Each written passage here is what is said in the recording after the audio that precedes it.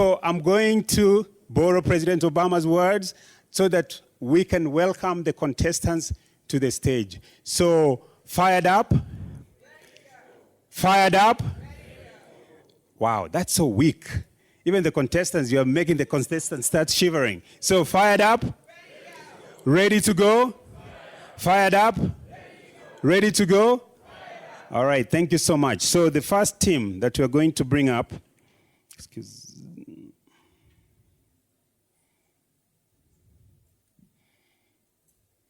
my technology for a second.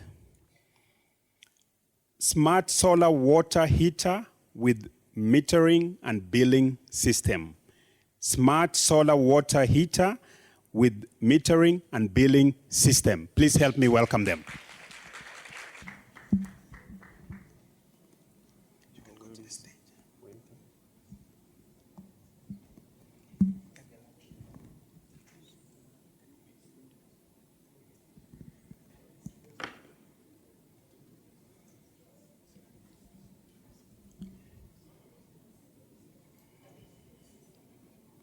Guest of honors, distinguished guests, ladies and gentlemen, good afternoon.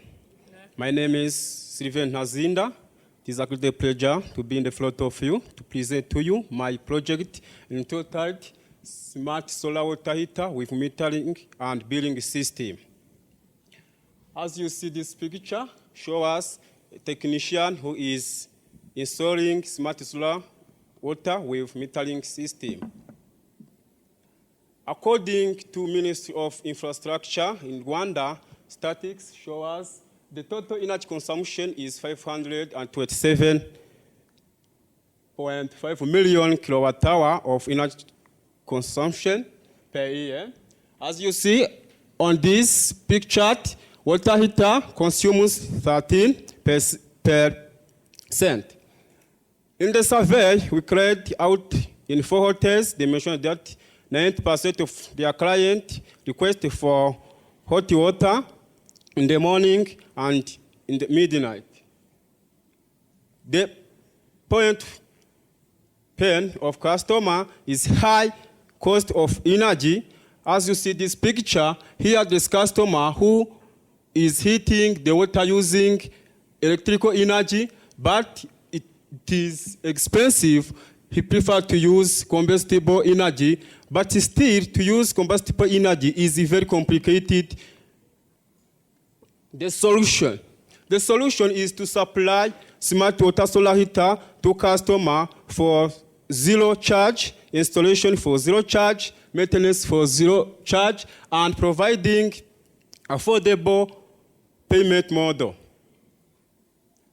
According to this calculation, as you see, electrical heater water 1 kilowatt cost $0.3, while the smart solar water heater cost of 1 kilowatt is equal to $0.2, and the customer use $1,890 per year, while using smart solar water heater, customer use $1,131.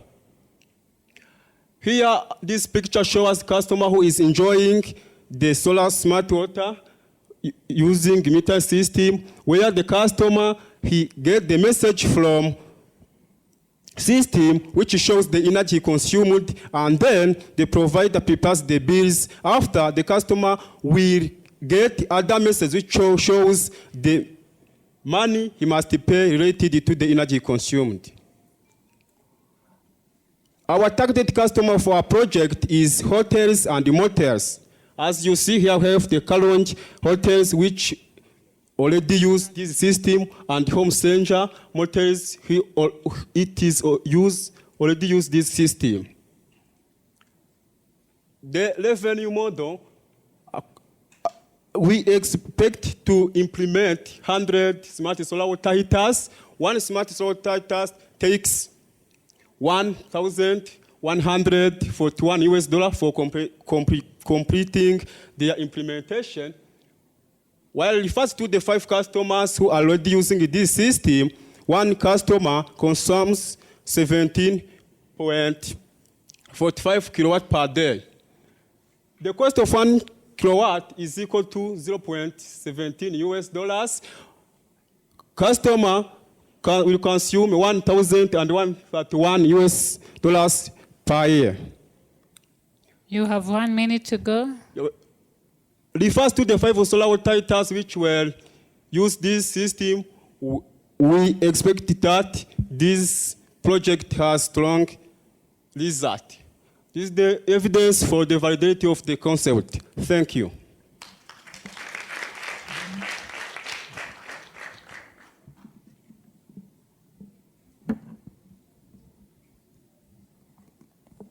Now we go to the judges. Judges, do you have any questions for the candidates? Okay, congratulations for your project and the innovation you bring into it. My first question would be to know how profitable is your business? Yes. How much are the costs and what's the revenue stream? The second question is related to the supply of the products that you need to actually make the installation and everything. So how do you manage that supply system? And the last one would be how invasive do you think it would be for hotels? Thank you. According to the information from customers who are already using this system, as I told you, one customer consumes 17.45 kilowatt, means that this implementation takes 1,141 for implementing, which means that while this smart solar water heater takes 1,131 US dollars, means that after 1 year and 2 months, I will start to enjoy the interest because the income from smart solar water heaters is greatest than the capital of implementing the system. Thank you for the pitch. My question is the system purely maintenance free, or do you need, once you have installed, do you need some sort of maintenance? Because you mentioned that the cost of maintenance is free. So is there anticipated maintenance? Yes. As I told you in my pitching, the customer will get this smart solar water for free, installation for free, maintenance for free, but he pay only for energy consumed. Okay, so if the system is not working once it has been installed, who will bear the cost of when I need it to be repaired? Will it be the installing company, or will it be that I have to look for someone else to come and help me to rectify? Yes. The customer have mandatory from the provider. When the system have the problem, we come to the customer to help in repairing that system. Good afternoon. Thank you for your presentation. What exactly is involved in the $1,141? Because what I didn't see is how that system is produced. Is it an existing system in the United States or in Europe or somewhere else that you're just installing, or is this a system that you built yourself? Yes. This system is myself, but the uniqueness of this system is that to provide the message related to the energy consumed by customer, and then get the message which shows the money must be paid related to the energy consumed. Okay, so I guess I didn't ask the question right. Yes. What is involved in building this system? Do you have to pay for steel? Are there pipes involved? What's the costs of that? Because what I'm trying to figure out is what your break-even point is.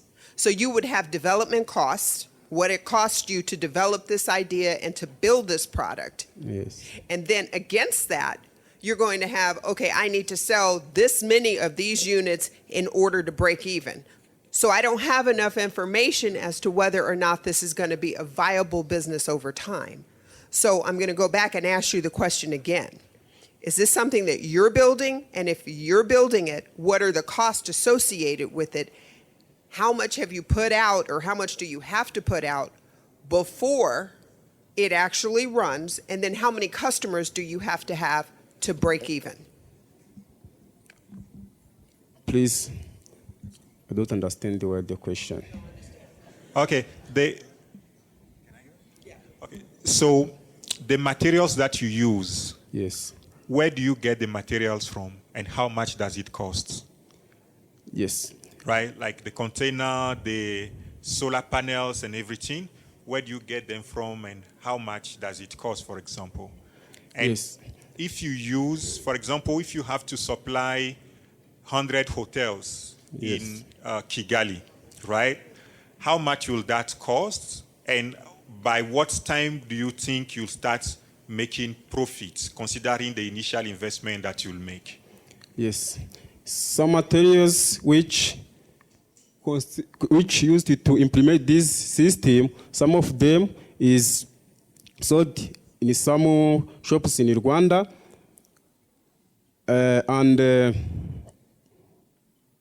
well, this system, as I told you in my pitching, one smart solar Thank you very much. takes. Thank you very much. Your time is up. Yes. Thank you very much. Can we clap for him, please? Thank you. Thank you, Smart Solar Water Heater. Another round of applause for him. I'm going to make a kind request. When the presenters are here, even during question and answer, if we can please resist from speaking, because I'm hearing a lot of that. That's a distraction. If you'd like to speak, please just step out and carry a conversation there. Are we together? Let's give the respect to the person who was up here for 8 minutes. Next up, self-feed portable multi-crop thresher. Self-feed portable multi-crop thresher. Please help me welcome them for their pitch.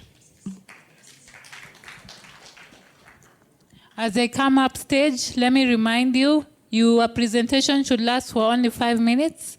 The judges have only 3 minutes to ask you questions, in which you can respond within that time, okay? Yeah, your presentation starts when you say your first word. Anybody has an extra mic with them? Next to them, please. Extra mic, somebody?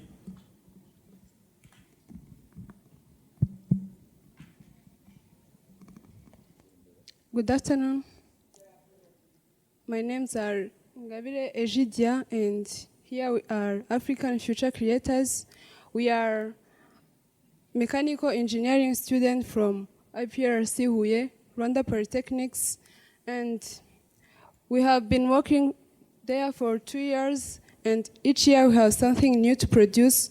But this year we aim to manufacture a machine which will thresh and clean different crops, including maize and beans, at a very large quantity with high quality of grains. We had this idea after different exploration of many districts of our country, where we found out that many of our farmers are still using traditional methods, and those traditional methods result into different problems. The traditional methods that are being used are threshing by hands, beating by sticks, and using of simple hand tools. All those methods result into requiring of a lot of energy and manpowers, also poor quantity of grains, and they are time consuming. Previously we manufactured this machine, the first one, trying to solve those problems, but the customers whom we sold the machine with told us that the cleaning system wasn't enough. Also, it requires someone to feed it, and it only thresh maize. This machine this future machine will solve all those problems because it is self-feed. Also, it thresh more than one crop, and the cleaning system is great.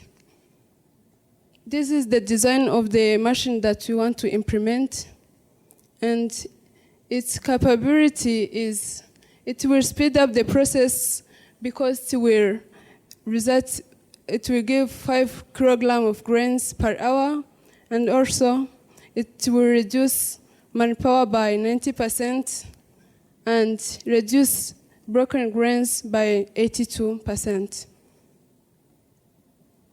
We have many ways of earning money which will be invested in our project by serving and renting the machine to the individuals and the cooperatives, more than 9,000 in the whole country. But our first focus is Bugesera District cooperatives because they are the one that harvest much products. The estimated budget for the first machine is $6,600, and by renting one machine, it will be $44 per day. By serving one machine will cost $7,150.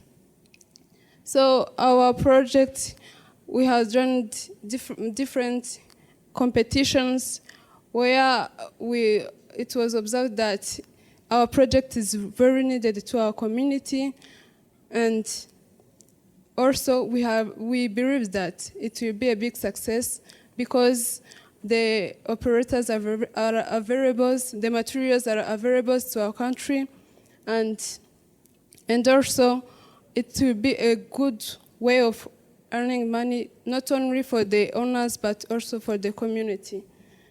Thank you for your attention.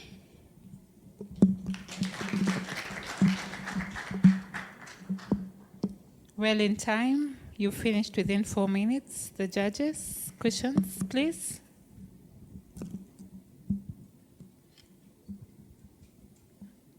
Thank you for keeping time on this and also very good presentation. My question goes to the cost. What is included in the $6,600?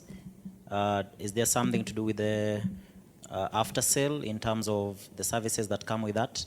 And when you talk about your customers, are you mainly going to focus on individual farmers, or do you have a preference for, you mentioned also cooperatives. Where do you find the market? Thank you. The first question was the costs. The cost includes all the materials that we will need to build our project. Also the transport, the travel, the communication, everything that will be needed for the first machine to work. And we won't target only the individuals or the cooperatives. We are targeting all the farmers that are cultivating maize and beans. And we want to focus with Bugesera's district because they are the one that harvests much crops. But that doesn't mean that we won't go on in other places. Thank you.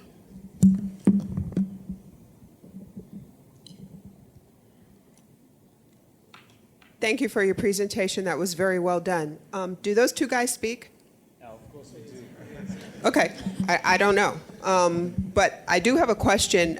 What is your break-even point?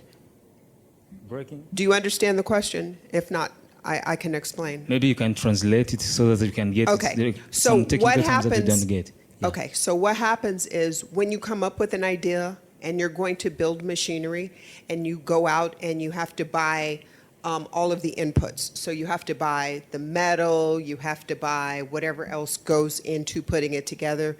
If the machine has to be welded together, there's a cost for that. So all of the costs that are involved, it builds up to a certain point. So now you're saying it costs $6,600 to build one machine, But before you got to building that one machine, there were other costs involved, right? And so the question is, how many machines do you have to sell before you break even and start to turn a profit?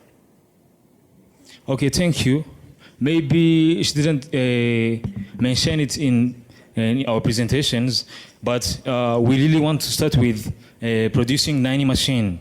We just, as the presentation mentioned, we should do first doing or producing 5 machine, which we'll be using for renting for those who can afford the prices, whom just want to buy but they cannot afford, which is sometimes we used to call it in a business to consumer, whom should come to us and then we should thresh and winnow their products so that they can take them to the market for themselves. And then we shall produce also 4 machine, which will be used for selling. They will be just there, standing, and anyone whom will be interested about a product will come to us and then we just buy it, if I can say. Yeah. Is that okay? Okay, thank you.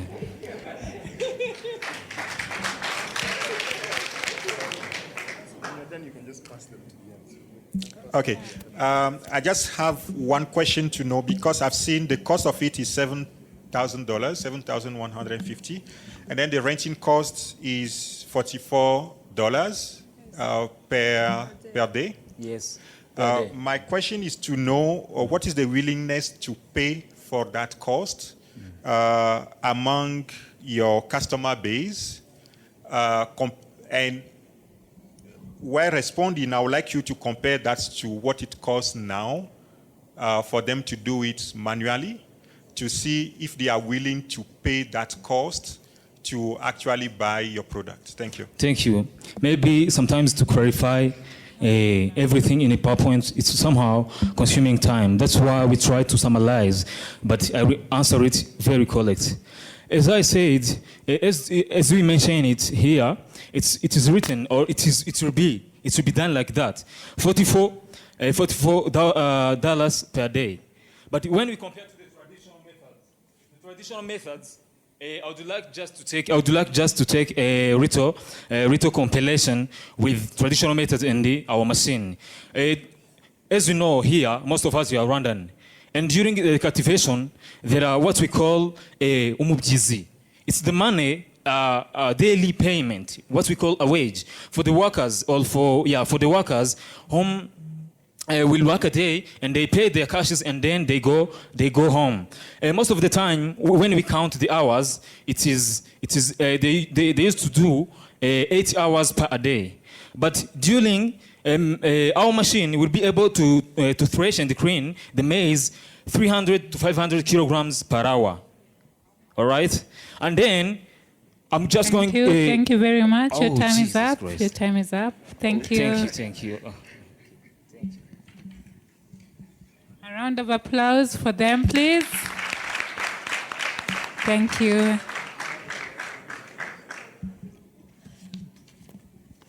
Another round of applause for Self-Feed Portable.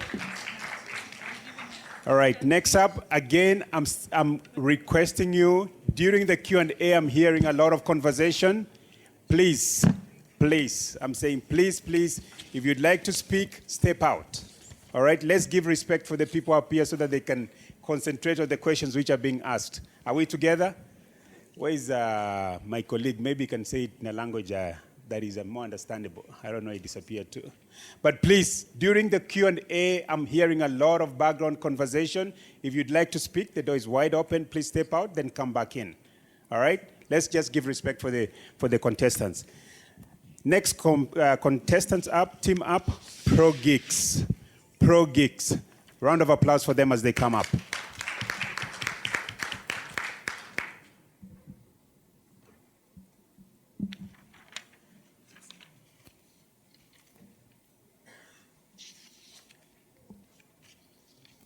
Hello. My name is Richard Chinyumukiza. I'm the software developer and presenter of Team ProGeeks. So,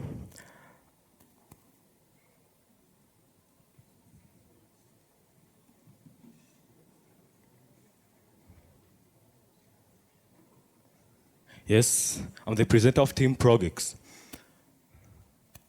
So that's why I'm here to introduce you the AgriRwanda web app.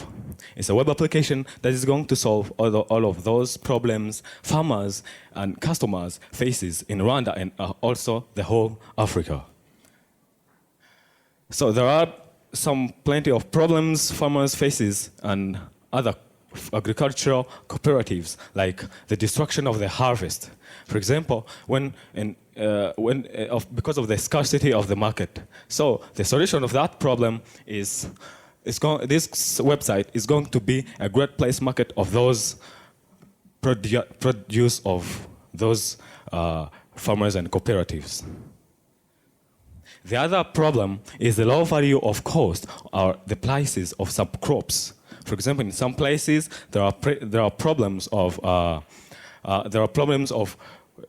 growing some crops and at high quantity, but in other places there is not that crops. But in those high quantities places, there is a big problem of those crops are very at low cost. So it means this website is going to increase the value of those crops, like in prices. Another problem, there is lack of information or the market information. Let me give you an example. Many people in Rwanda, they have a big problem of how can they buy some jackfruits, and they don't know where to find those jackfruits. So this project is going to give news to those customers and even farmers for where they can sell their produce. So the other problem, there is no connection for farmers, like a forum where people could discuss and share information or share skills for making their lives, making their career growing up. So the solution of this problem is that this application has brought a forum where farmers could share some skills. So let's take a look at our customers. There are schools and restaurants, hotels, industries, and also cooperatives that are based in agricultural career. So all of these, our application is going to connect for the agricultural cooperatives and even farmers to these customers. So the uniqueness of our project is it is written in Kinyarwanda, and also it got 416 employments for the whole sectors of Rwanda, 416, one per sector. So let's take a look on this chart. The chart above is going to show us how we're going to profit in this application. For example, let me give you an example. When someone is going to sell, for example, pineapples for $1,000, and that $1,000, our application will get the 5% of commission. So it means it's $50.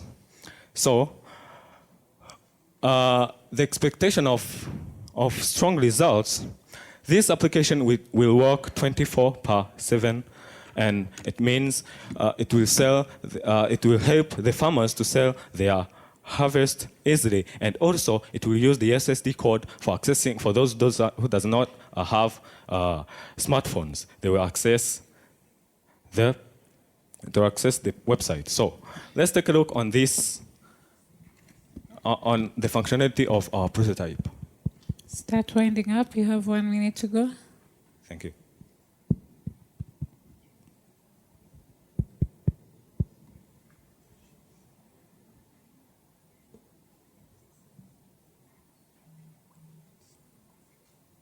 So here, our application starts by entering the credentials, and after, you see, it's a farmer who is going to post his or her crop or produce.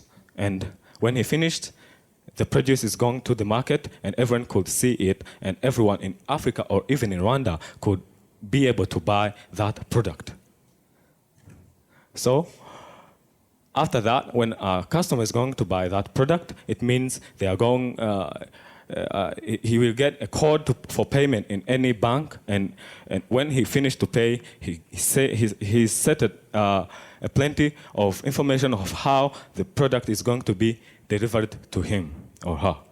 So it will be some claim time for making making sure the availability or the trust of their produce. Time is up.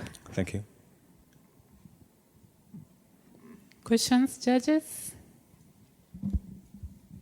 Okay, thank you again for your presentation and the demonstration, and indeed also working to solving the African farmers' problems. I think it's a great thing. My question is on the USSD. Is it free, or will it be charged? And then the other question for me would be, how are you going to make money? In one sentence, are you going to charge farmers? Are you going to place advertisements, and what are the costs like? Thank you. Yes, let me talk about how the USSD code will be free. Yes, the USSD code will be free to anyone. Will be free to anyone to use it. But those who are registered, for example, when you have asked for the farmers how are we going to make money through that? We're going to charge some fee to farmers who are going for the registration fee and the subscription fee after 3 months.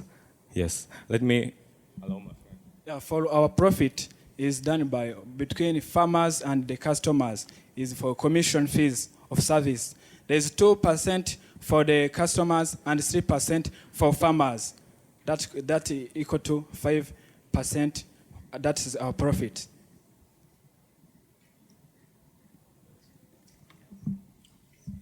So how much does the website cost, including security measures that you need to implement on that website to make sure it's secure, considering that there will be transaction on it?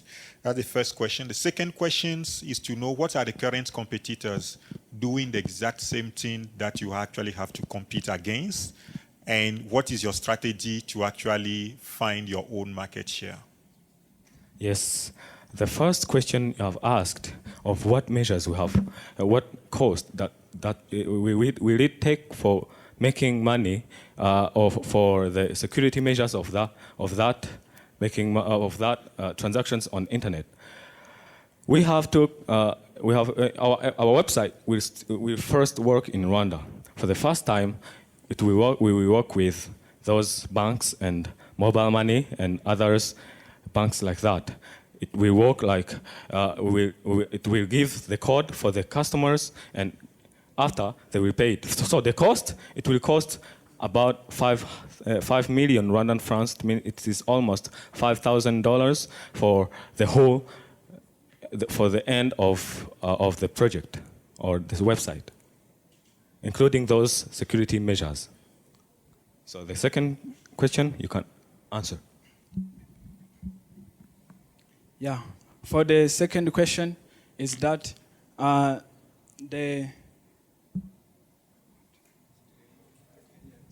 You could also repeat. Your competitors. Yeah, our competitors. The existing system is not working well. They don't working a whole hour, 24 hour.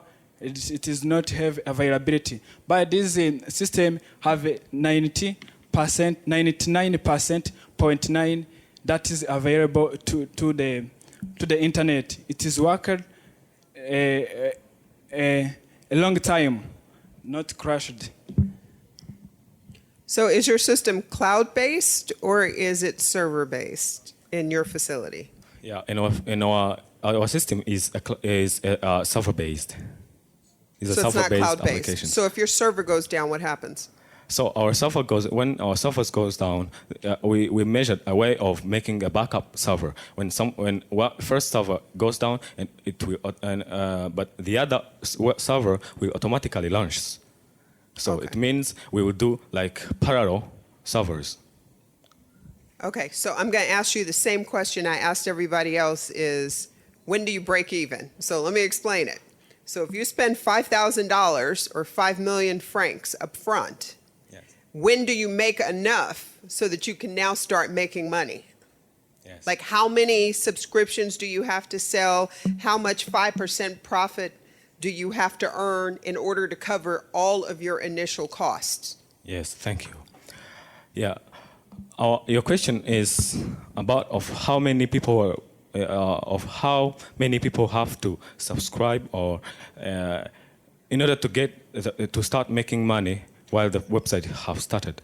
It will cost us 3 months when in every district for one it's just for one cooperative and 2 customers has bought 2 times in a month. So it means when, for example, we have 30 districts, and one district have two companies who are going to buy that product at 2 times at a month. So when those companies sell those crops at 2 times at a month through this subscription, and each part of income money of that website. Thank you very much. It will be like 3 months. Thank you very much. Your time is up. Thank you. Let's applaud them, please, for the nice job. Round of applause for them again. Next team up, Solar Pendulum Irrigation Pump. Solar Pendulum Irrigation Pump. Please help me welcome them.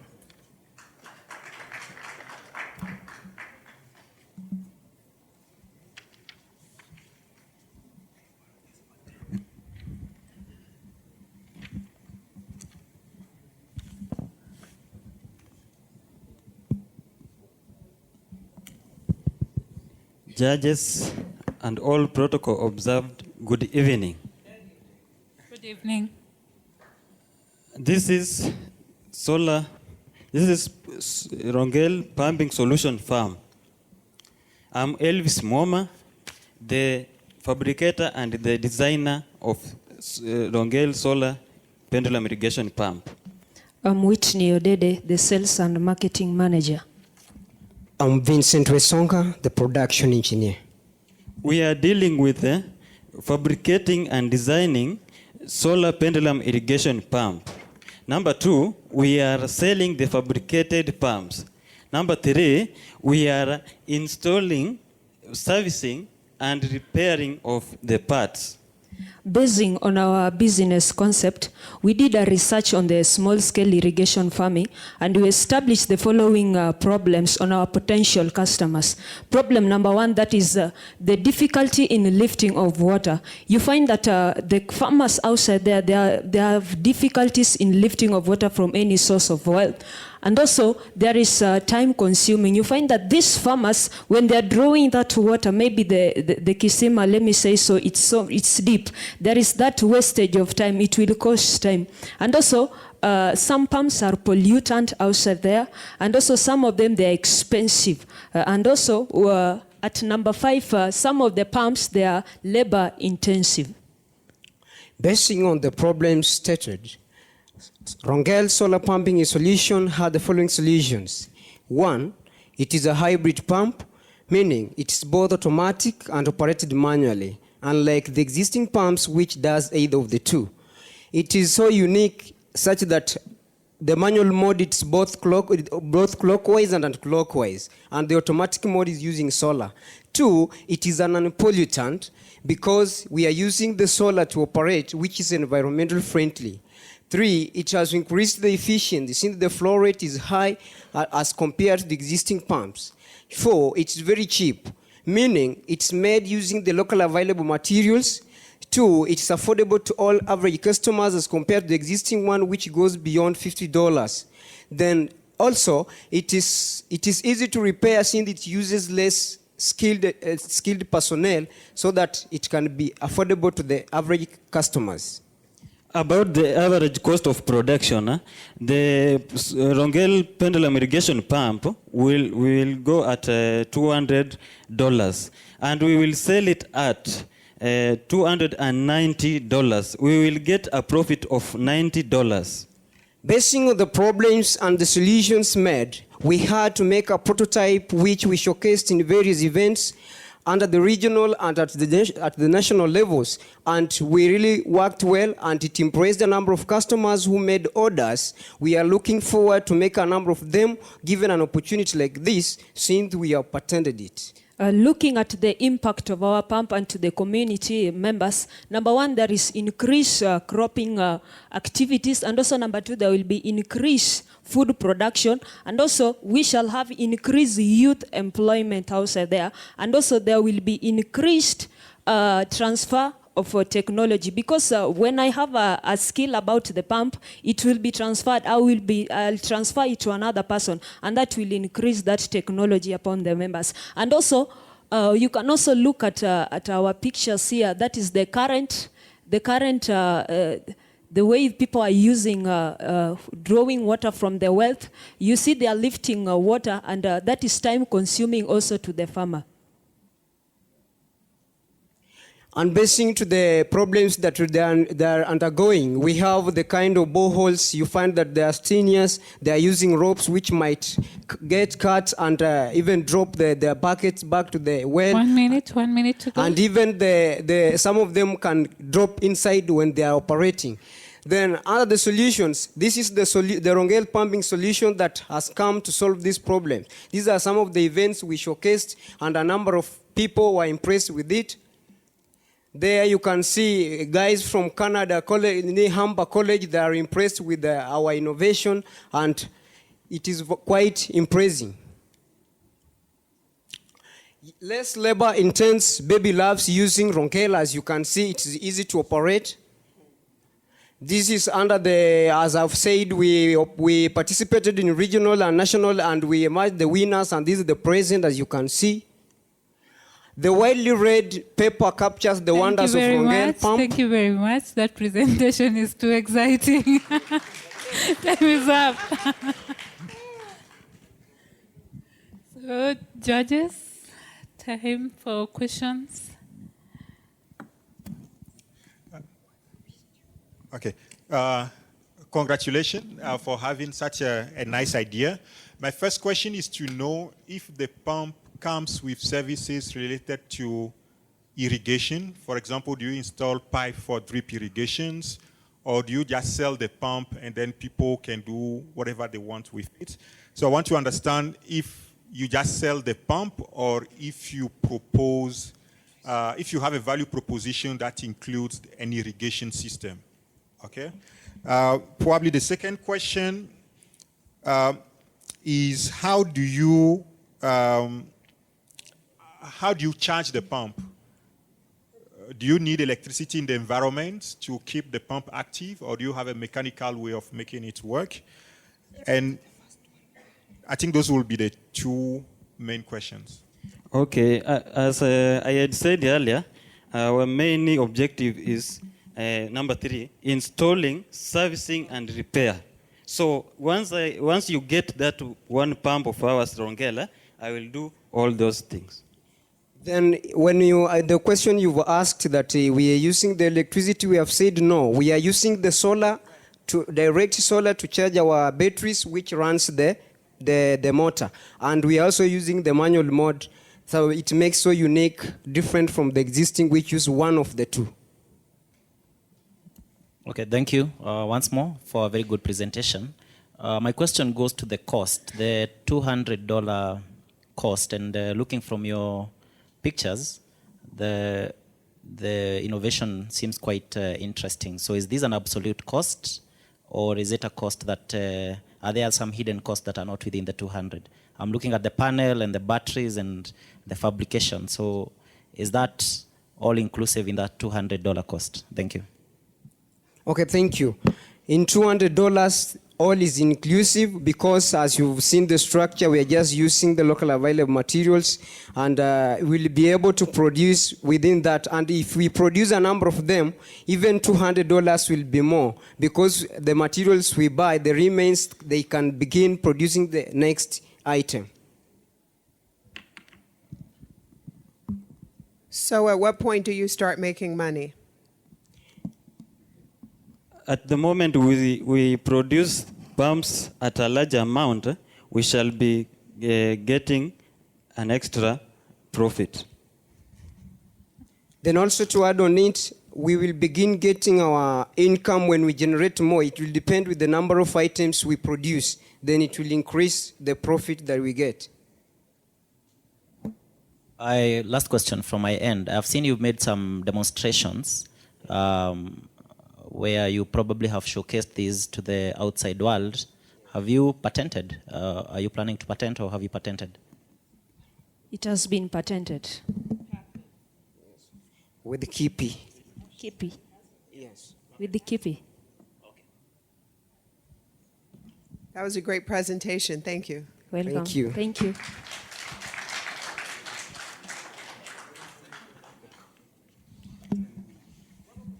Let's give them another round of applause, please.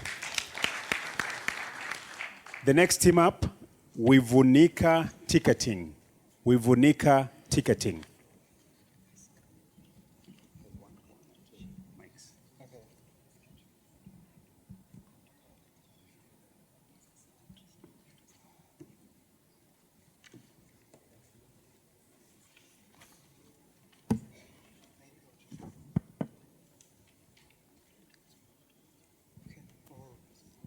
Hello, by name of Bed. I'm by name of Bed, presenting Istange Group. I'm with my teammates. Charis Naisaba is a mobile developer. We have a web developer, Deo Gracious, and we have a public relations, Charis Naisaba. Istange Group is an IT firm that develops software development, that we come with our Unica platform that is designed to help people getting their event tickets via our platform. Nowadays, technology is now going on depending on our century, that whereby you can sit at your home, at your workplace, then you order an item, you order anything, any product, then you get it delivered to a place. That's how Unica can play role on event tickets. That we can sit at your workplace, at your home, then you get your early ticket. The problem we are solving, there was no centralized database for event tickets. So, I mean, you don't have a platform that where we can go, you fetch any events that are going on, anything that are going on that can go and get tickets. There is a time consuming. Clients to get their time, or they spend their time leaving their workplace to their home, to the ticket stations. Sometimes they find already tickets sold out. Then you go to the other stations, which is a time consuming. There's a ticket fraud and the monitoring. The event organizers have the problem to how they monitor themselves while ongoing. Let's see, you set and initiate the date, and during the sales, you don't have to monitor them. So the solution, this is how our platform looks like. You come to the platform, you navigate, then you select an event of your choice. Let's focus about today. You select the amount for the ticket category. Then you input your information, your name, your email address, then the number of tickets that you nailed. Then you press proceed. After proceeding, you pay. We have we accept mobile money payments for now, so that it's cashless, so it can help everyone to get their tickets. So you press pay, then you input your number that you're going to pay well. Then this is how the solution, we continue the solution, this is how the ticket looks like. It's encrypted with the barcode, which are called technologies for the security. Then these are how we scan and how the scanning. Then the monitoring, how the events organizers, the dashboard, we create a dashboard where you monitor how it's going on, depending on the first day. This the machine, the dedicated machine that we're going to build that will be working with the same with the platform if you need a paper ticket. our market, the market we are now already started with musical, but we are targeting as well fashion and the soccer events as well. The recent events, we have already worked for some events for this in April, Youth Arise. There's some on the work on this on July this year. Revenue, how do we make money? We get 10% for the ticket sold out. 1 minute to go. Thank you. 1 minute. You have a minute.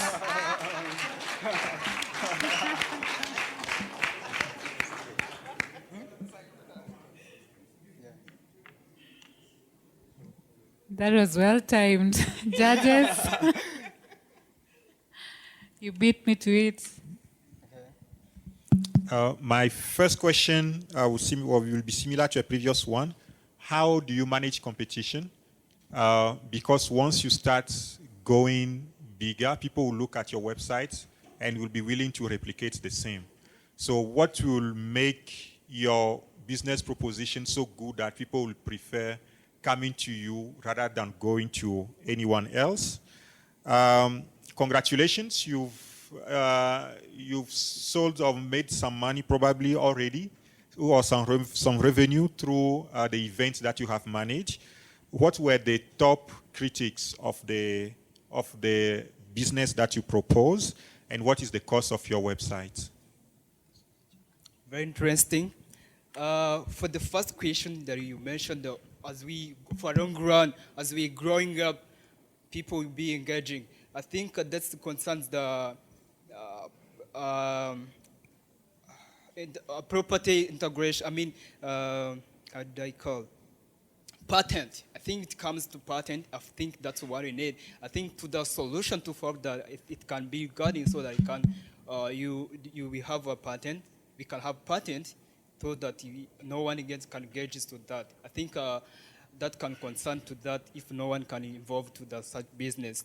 And the other thing, not only for the website, we are now engaging with its mobile version as well. As we have shown the team, we have a mobile developer. We are developing its mobile version so that we have both running alongside its site. So I think those computers will be coming right away. It will take much time as we now grow and we having the other strategies as well.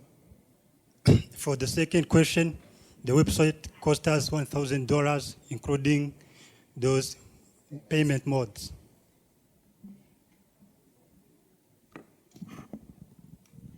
I have a question. Okay, so you're making 10% per ticket. The website costs you $1,000. Is that a year? Or is that to develop? Yeah. Yes. Yes, what? To develop? Or is that the cost of hosting the website per year? We developed, we have in the team, we have developers. Okay. But what the cost for the website is integrating third-party payments.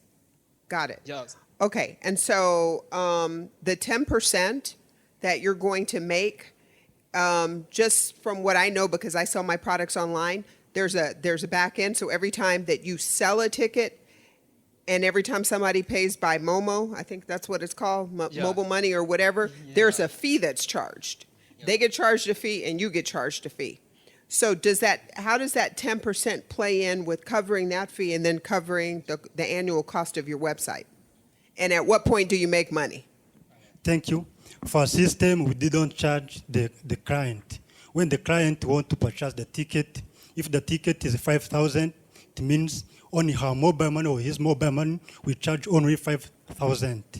And we get money for the event organizer. When the event organizer, we say that the ticket, he give us that 10%. That the 10% to be included on the $5,000 that the client have paid. Means we don't charge the client. Okay, I'm sorry. So you get 10% from the event organizer and 10% from the client when they pay? No. We charge only for the event organizer. The client, we don't charge the client. When the client pays, it means when the ticket is $5,000, on his mobile money or his Momo or Tigo Cash, he will only charge $5,000. We get money between the event organizer. Means the event organizer is the one who give that 10%, not the client. Okay, last question, because I know I'm hogging the microphone here. So now, when the customer, let's say I buy a ticket to an event, okay? Does that money go into your account or does that money go into the event organizer's account? Okay, let me reply to that. If you pay a ticket for Yes. the platform, the money goes to our accounts. That's why our main, back to the question, our main clients are event organizers. So the business model is a B2B2C, so that's why the end clients involved in the system, because we handle the tickets on your behalf as your event organizers. That's why we collect all the payments to your tickets, then we took our 10%, agreed the deal, then we give your money back. I like that. Also, I can add that. Well, no, I get it now, because what I was concerned with was, does the event organizer get the money and then you have to wait for them to pay you and hope they pay you, or do you take the money and pay them? Okay. But also the event organizer will see how the tickets are being sold. We give him on the account and we check how the ticket is being sold, and we give the reporter the ticket have been sold. My question would be on the planned mobile app, mobile technology that you're going to infuse on that website. Will it also include a mobile app for the same? Sure. We have Charissa mobile developer, is an iOS and Android developer.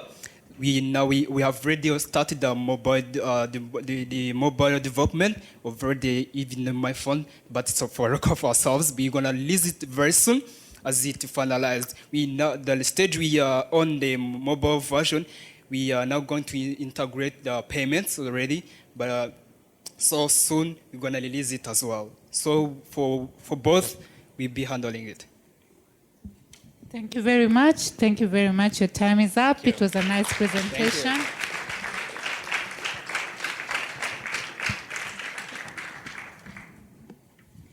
Let's give them another round of applause, please. The next team up, Green Poultry Farm. Green Poultry Farm. Please welcome.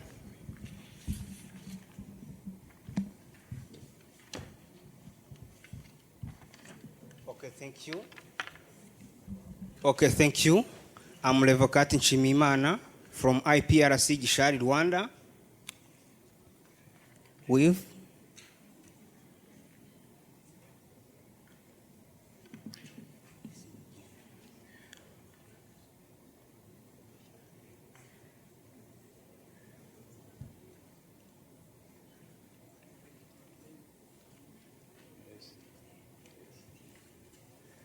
With Munyaneza Valua.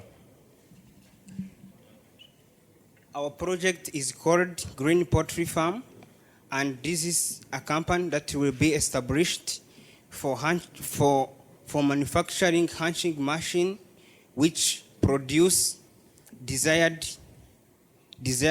gender. That means male type of chicken or female type. The problem statement, today many people are still using traditional method, where this method is very dangerous. Sometimes it is attacked by wild animals such as the eagle. Also, the imported hatching machine are expensive compared to the level of Rwandan society, and they cannot afford it, and they don't provide the desired sex. The proposed solution is to make an hatching machine which will select the gender of chicken. And the prototype has been made as you have seen.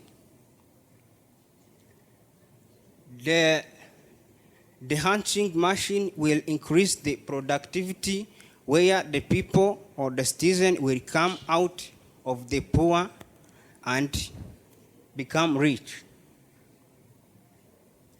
About targeting market, we are targeting the cooperatives and some of the individuals, 5% in urban and 15% in rural area. About our business module, we will sold our product to the customer for us to take care of them so that they can become a good poultry farmer. A business growth of our project will depend on the net profit per year. The first year we expected to gain the net profit of 70,000 and above. The second year we are expected to gain the net profit which is called 45,000 above US dollar. Third year we are expected to gain 71,000 above US dollar. The fourth year we are expected to gain 89,000 US dollar. The revenue stream, the manufacturing cost of machine which have a capacity of to produce 500 eggs is the cost will be made it is 540 US dollar. 1 minute. We are expected to sell 44 hatching machine in 1 year. We are selling for it per cost of which is 870 US dollar. The net profit over the year will be 17,000 and above US dollar. This is a prototype we have made. Yes. Yeah, it has. Thank you for your kind attention. Thank you so much.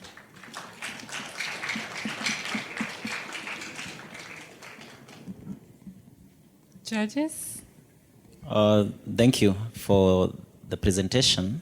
I have two questions. One is on how is that machine powered?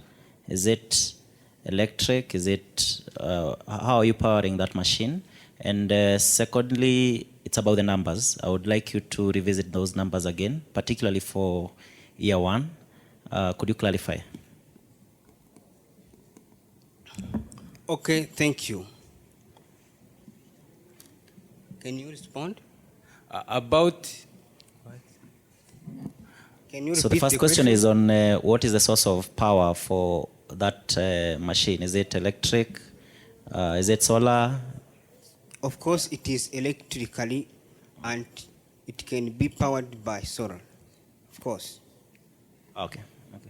Then the second question is on the numbers. If you could revisit your numbers again in terms of the first year, the number of machines you intend to produce, and what will be the cost. If you could revisit that slide for us. Please, can you? The cost of our machine made. Yes. We have stated that it is costly is 807 above US dollar. This slide, please, this slide has been postponed. Sorry, if I may repeat, you don't have to refer to the slide. What will be the cost of one machine? And you talked about selling 54 machines in year one. We just wanted to know what is your cost of one machine, and then the numbers you presented for year one seem to be different for the individual cost of each machine. So just clarify that. The number we produce in the first year is 44 machines. What will be the cost of each machine? The cost of each machine will be is $870 US. Okay.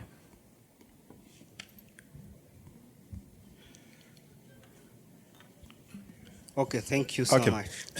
I think, like he said, you need to revisit the figures because they don't seem to be adding up very well. But my first question is to understand the technology about gender selection. How does that happen, and how sure are you of the success of that the gender selection of the chicks? Because it seems to be a very interesting one. The other question, okay, it was mentioned, was related to the cost of it and how you project your sales and your profit that you are making along the years. It sounds interesting when you present it, but when you look at the reality on the ground, it may not be that automatic because people will not have 100% confidence in your product until someone has used it. It has proven to be effective before they decide to adopt it and see if it also works for them. So you need to be very careful when you make your projections, and make sure you think of the challenges that you'll face, especially in terms of building confidence among your customers. So the main question was the technology around gender selection of the chicks.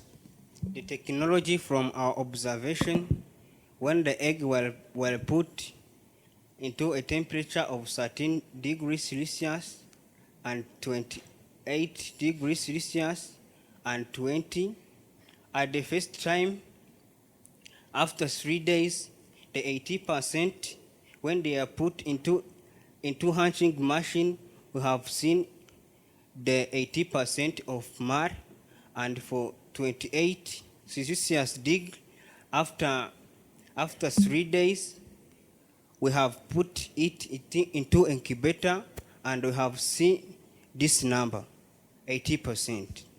And we did it 3 times, and we got similar result, which has given us a confidence to proceed our project. And the next things we have to do is to approach the people who are expert in animal science, and that is what we are working on, just to make it clear. So I have one question, and that is, have you applied for a patent? Because if this is new technology, it seems to me that you should be able to patent it, maybe? I need you to give a yes or no answer because time is up.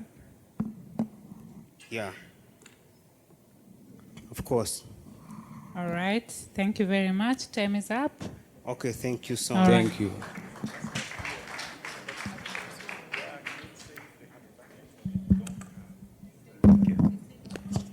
Let's applaud them again. The next team up, Smart Home. Smart Home. Smart Egg Incubator.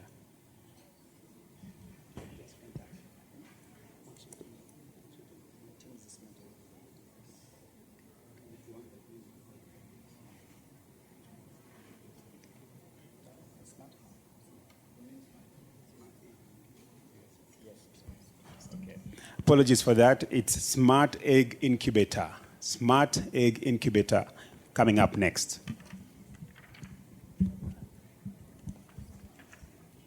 Thank you very much. My name is Imani Bora. I come from Rwanda Polytechnics. IPRC Tumba is one of the colleges of Rwanda Polytechnics. So today I'm with a pleasure to introduce to you this digital machine, a Smart Egg Incubator. It's a machine that incubates and hatch more than 30,000 eggs at a time, and you get chicks. So do we need this machine? So let's see why. So currently, Rwanda imports more than 70% of chicken sources. Yet we have a huge number of farmers that are in the poultry business, and they can't even satisfy the local demand at even 15%. So this is a very huge problem. And why? Why is this? This is because most of the farmers are still reliant on the traditional way of incubation, which is unproductive and inefficient. So we hereby bringing the solutions to help the farmers and all of others. We all consume chickens, so this is your solution too. So we no longer need to use this way. This is the current offerings. This is a traditional way. This cannot incubate more than 9 eggs at a time. So if you want to produce more, it's a very big problem. And we don't even need to import. We have very huge trucks, and it is very expensive to us. So now we need to use local-made solution. This is a smart egg incubator. And this one is fully automated. A farmer doesn't need to have any technical skills to operate it.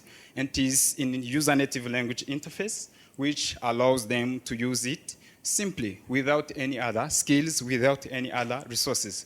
It is either use electricity or solar power, which enables to use also to be usable in remote areas. So we think at smart incubator, productivity is a fun. So what is the market size? This is our market segmentation. Actually, we are targeting small scale and medium scale breeders. Our focus is mainly in rural areas. That is how African ecosystem is. So that's why we are focusing there. And currently in Rwanda, we have more than 1 million people in the poultry business, but 600 of them, those are small scale farmers. That's why we have the main focus, because the big market is there. So we understand that. And this is a very huge market, more than 65 million US dollars per year, per annum. This is potential we have to tap in within this market. And this is only in Rwanda. So in Africa, our business model. So we have 2 business models. The one is sales. You can either buy by our online store or our e-commerce, or maybe you can pass via our agent. Those are the suppliers, and you can have your product. This is specifically for medium-scale farmers, not small-scale farmers. But what is for small-scale farmers? This is the one, a lease model. They can't afford to buy this, but they have the right to improve their productivity and their development. That's why we have also provided the lease model for them. They can use our machine as a service. Simple as that. They pay small money, and they get productivity. This is our revenue streams. We are going to sell, of course, for medium-scale farmers. We have also lease fees from lease model that we have started. And because our machine is going also to use other mobile notification system, online system we are going to have, but it's a small fee from this one. Actually, how are we different from others? Ours is solar powered, others they don't have. We have a user native language interface. This means a machine is a friend of a farmer, and we are a friend of a farmer. We are a friend of chicken and food, so we have to love this. And you have the mobile accessibility. Actually, we have produced more than 62 for individuals. We have produced also machines for more than 18 cooperatives. It is now serving more than 7,000 community people. They are using these solutions. Less than a minute. Yes, thank you. And we have sent also an MOU with more than 2,000 farmers associations. We have started working with them. 18 of them have paid. We are now working for them.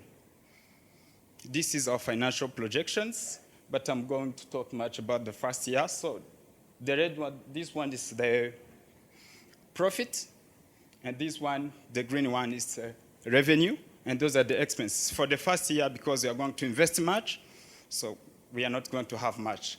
But for the rest of the years, we believe, and we have a proof and the customer validation for that. This is our team. We are young professionals, graduate of polytechnics. So we have been thinking, how can we improve ourselves and improve the community? So we have experience and technical skills in that, not only technical skills to do that, but also business skills.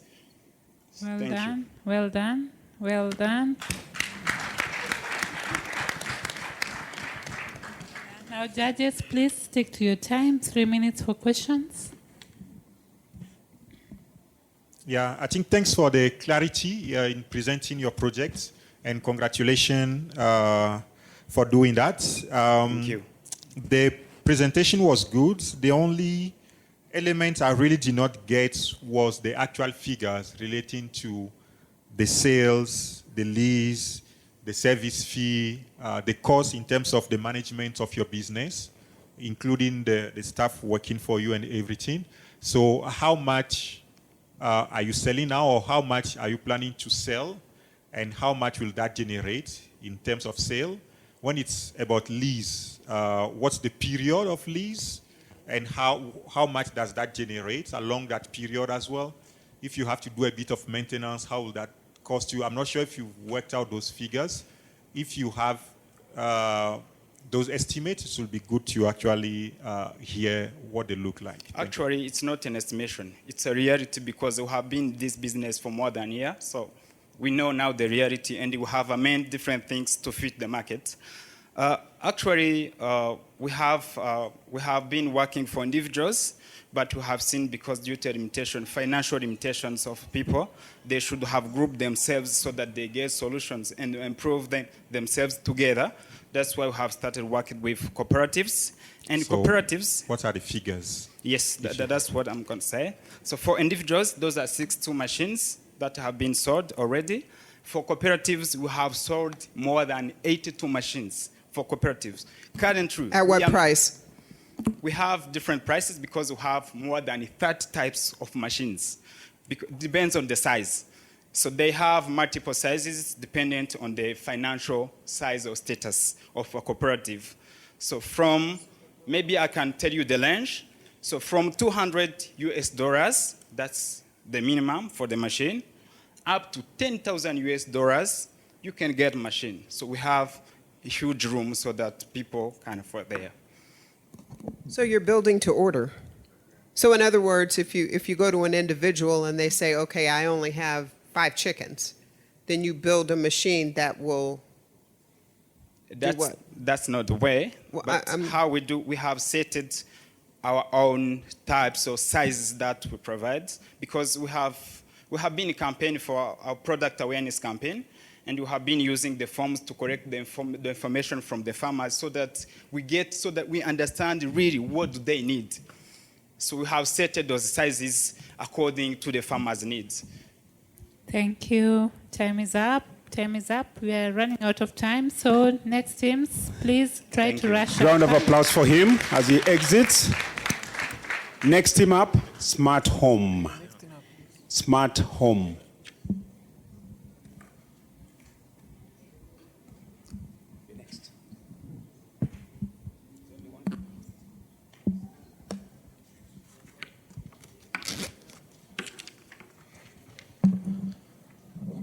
Good evening, everybody. My name is Oliviero Dukunda, and tonight I'm pleased to be standing here representing a project entitled Smart Home.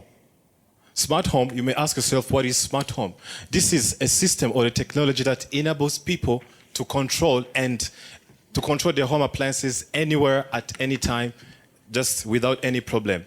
We are talking about building some technologies or project. You might ask yourself the problem that you are solving right now.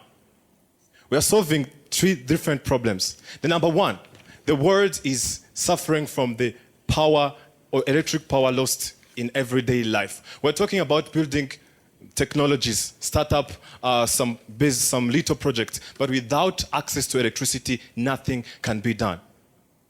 The first problem we're dealing is electrical power loss. Number 2, according to different histories, wars and different hazards, we have people with disabilities, and those people sometimes they are forgotten. The standard of switches and of any electrical appliances is 1.35. So many people are not able to reach at that stage in order to access home appliances. Number 3 is thieves' attacks at home. How are you going to solve this problem?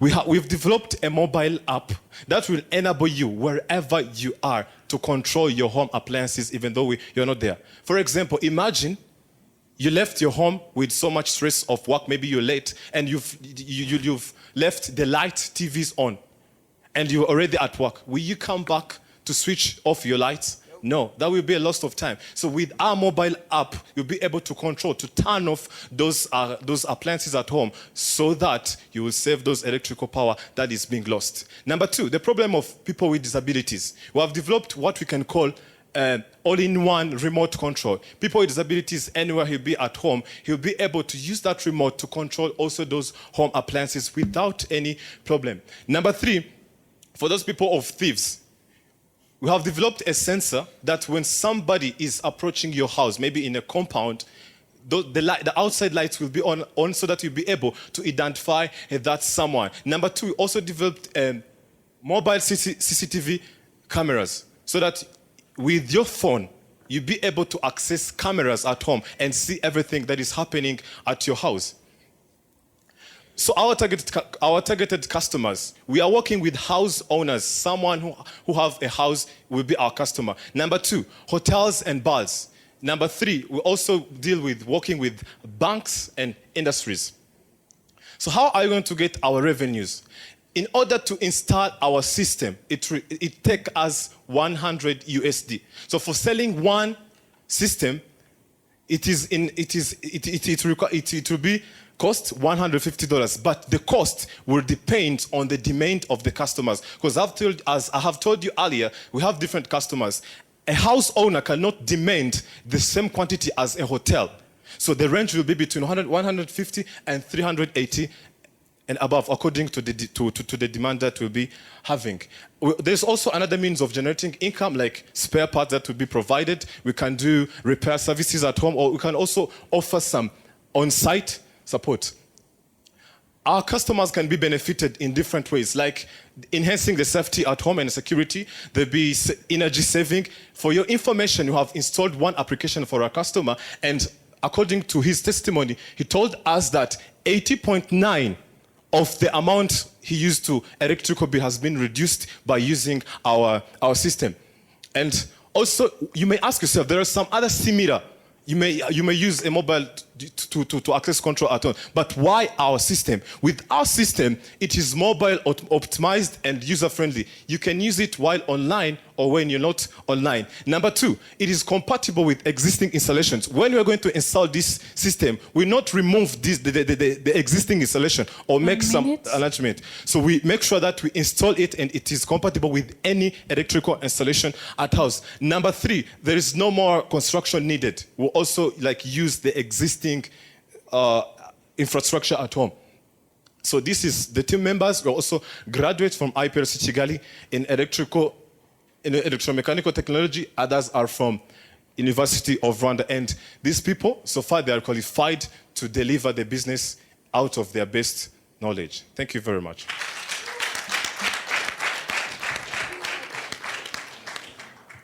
Judges, in the same breath, questions?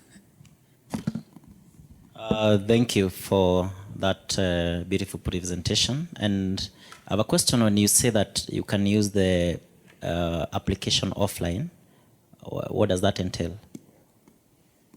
Meaning that you can use our application online. Like, we have not put this application on Play Store or App Store.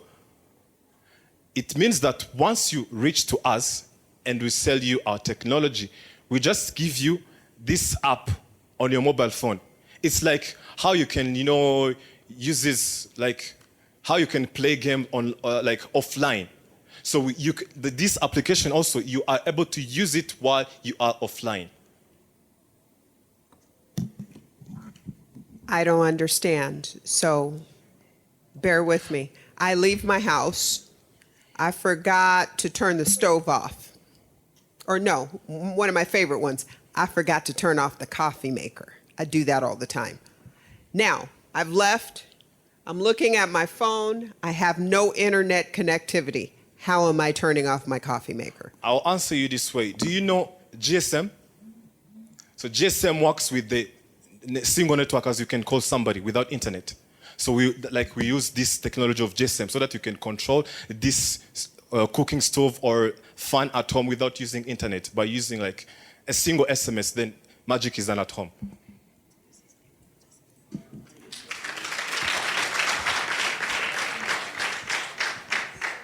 Yeah, to say congratulations for the for a very good presentation. Thank you. My first question is to know what is the reception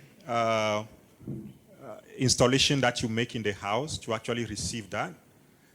Because today everything is smart, and smart calls for use of Wi-Fi. And I'm understanding through what you just said that you don't require necessary Wi-Fi. You don't require Wi-Fi, but you just use the GMS network. For your information, like it depends. Like the reason I say that you can use, it's your choice as a customer, whether you want to use online or you want to use it offline. Like you have both options. So there are some people who have not access to internet, so they'll be able to use this application. But even those ones who are able to use internet, they'll also be using it without any problem. Okay, where do you supply your materials from? Is it locally or from outside? They are locally. We buy these electronic devices from the local stores for the people who import them outside the country, and then we assemble them.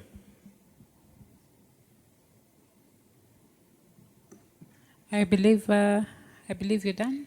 I'm done. All right. Thank you so much for keeping time. Thank you. You're welcome.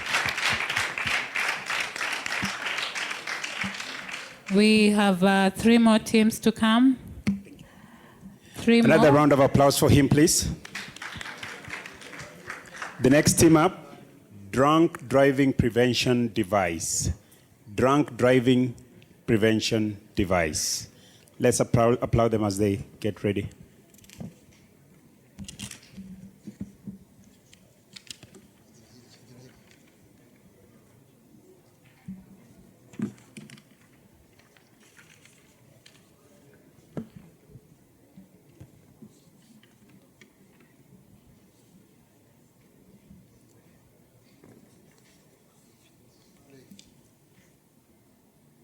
Thank you.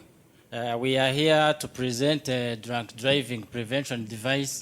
My name's Izere Honore. I'm dealing with mechanical engineering, and I'm with my colleague Rutika Ngafisto, who is a software developer. So this is our device, which is called drunk driving prevention device. So after observing that there are many accidents that are taking place, not only here in Rwanda but also worldwide, which is caused by the drunk drivers. We have think about this problem, and we built the system to reduce the accident that are caused by that problem. So this is the statistics. The Inspector General Police, Dani Munyuza, announced that there is 437 people who have got a death, and 662 people injured, and the most of the 50% of these injuries and death were caused by the drunk driving issues. So this is the proposed solution. The solution we are proposing to give to the people is to install this device we have built inside the vehicle of the people. And this is our targeted customers. There is more transportation companies and the Rwanda government, Rwanda National Police, and you see in the transportation companies, the Kigali Bus Services, Royal RFTs, and the other. So the uniqueness of our device over the current alcohol tests that are taking place that are used by the traffic policeman. Our device, it controls the breath of the driver itself without needing the policeman to bring it to the driver to test it. And while the police alcohol tester, it doesn't monitor the driver itself. It needs the policeman to bring it to the driver. And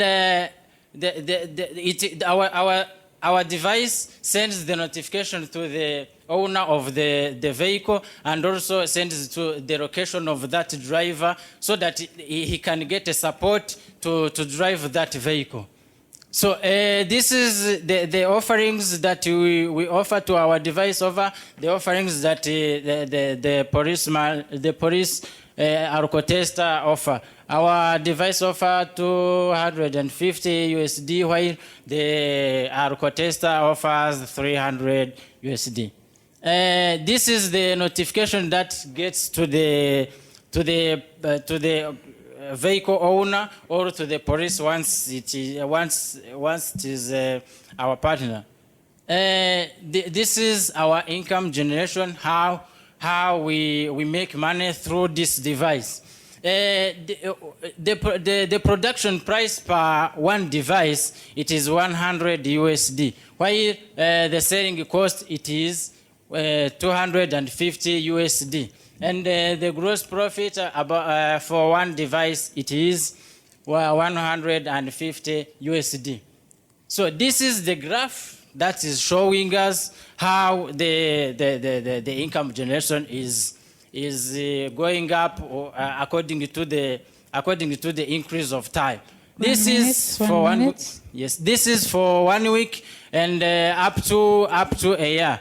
And this is our way to success. We have a certificate from Rwanda Development Board, which gives us the exclusive right to do this business here in Rwanda, and we are dealing to patent in the ARIPO and all over the world, so that we can get an exclusive right all over the world. So thank you for your attention. Thank you also.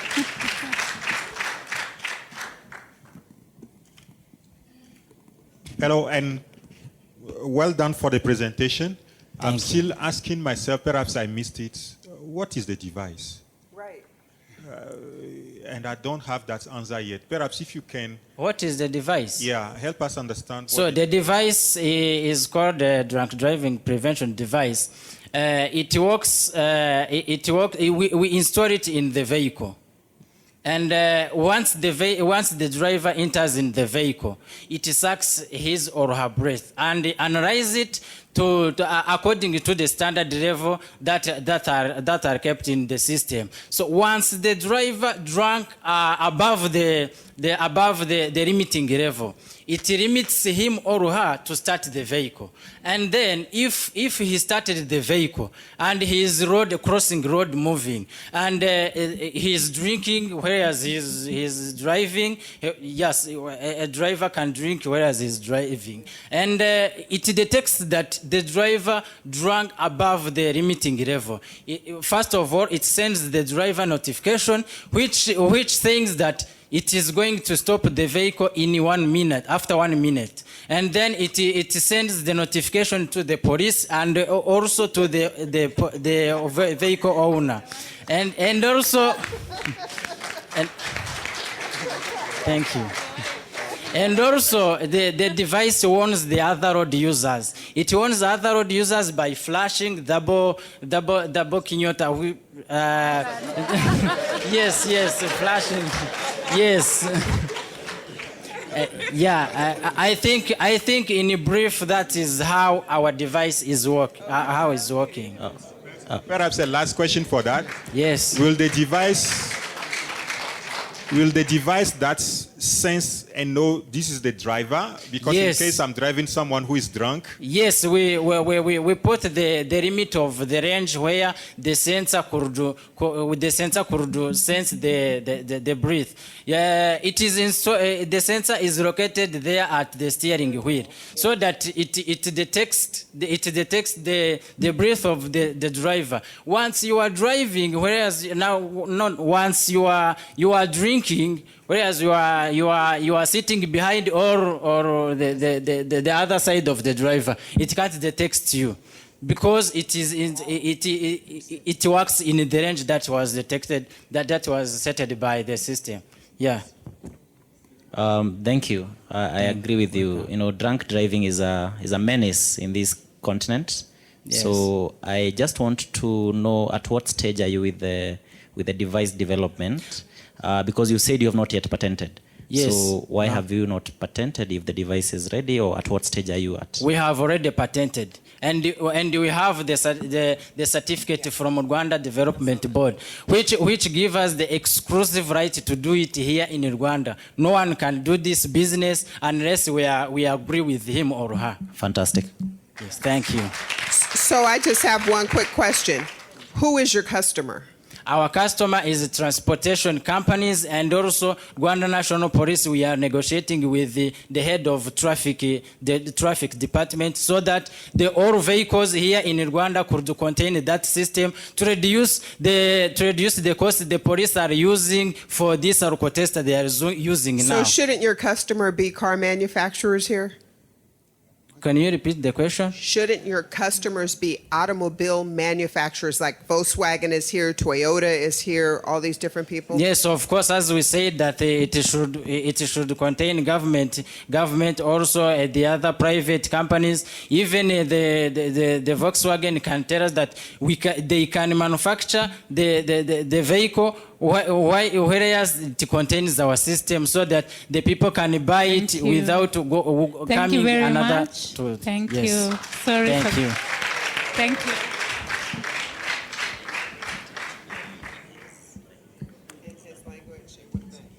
Let's give them another round of applause.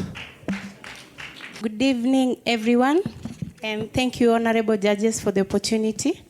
I'm Sheila Nyanje Obare. I'm Sophie Clay Otieno. We are here this evening to present a business idea about a Trosoi health drink. We have a powerful and donned team that has a variety of skills. Other members are back at home. They are not with us today, but their expertise is in IT. They deal with the branding and the labeling of our product. And Sophie Clay is our marketer. I'm the team leader. I have the confidence to take the product to the next level. We have the knowledge about nutrition because we are food and beverage students in our TVET institution.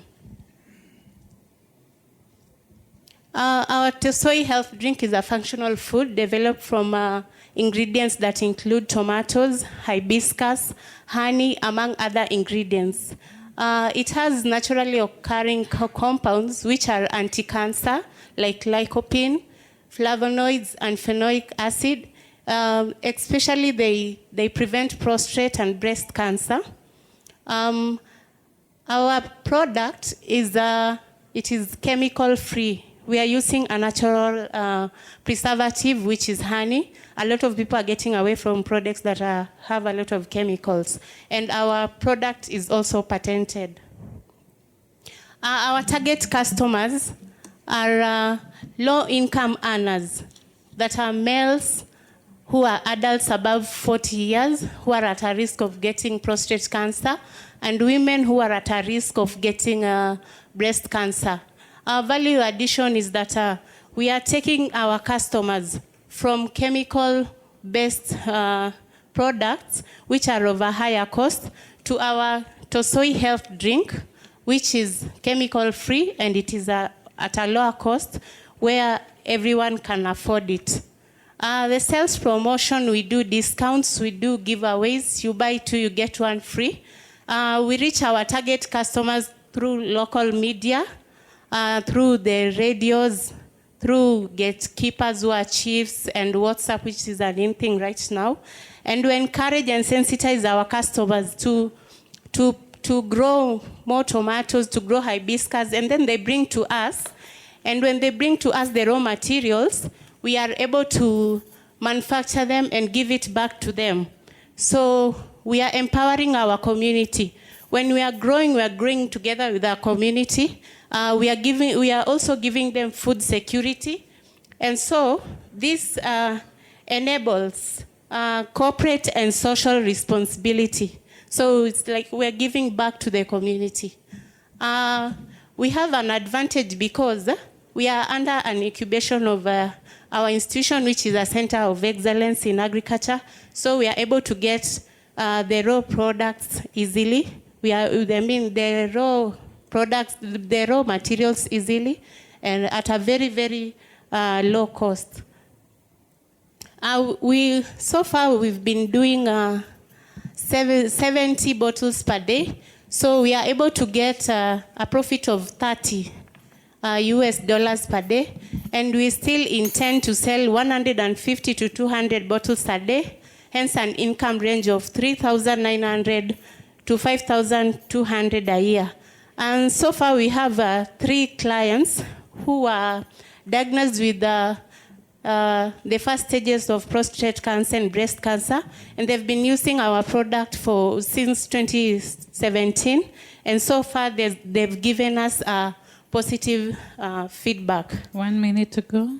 Our Tosoi health drink is relevant to the African Union Agenda 2063 in the sense that it's talking about the development of Africa, the inclusive and sustainable development of Africa. And to have a good development, we need entrepreneurs, we need entrepreneurship. And it is also relevant to the theme of this year Pitch Africa Innovation Competition, inspiring next generation of African entrepreneurs today. It is a business idea by the youth, and we are the youth. And we have a Tosoi health drink prototype. Our marketer is able to serve you. If you may, you can have a taste. And everyone in the room, we brought enough for you. You can have a taste of it. Thank you.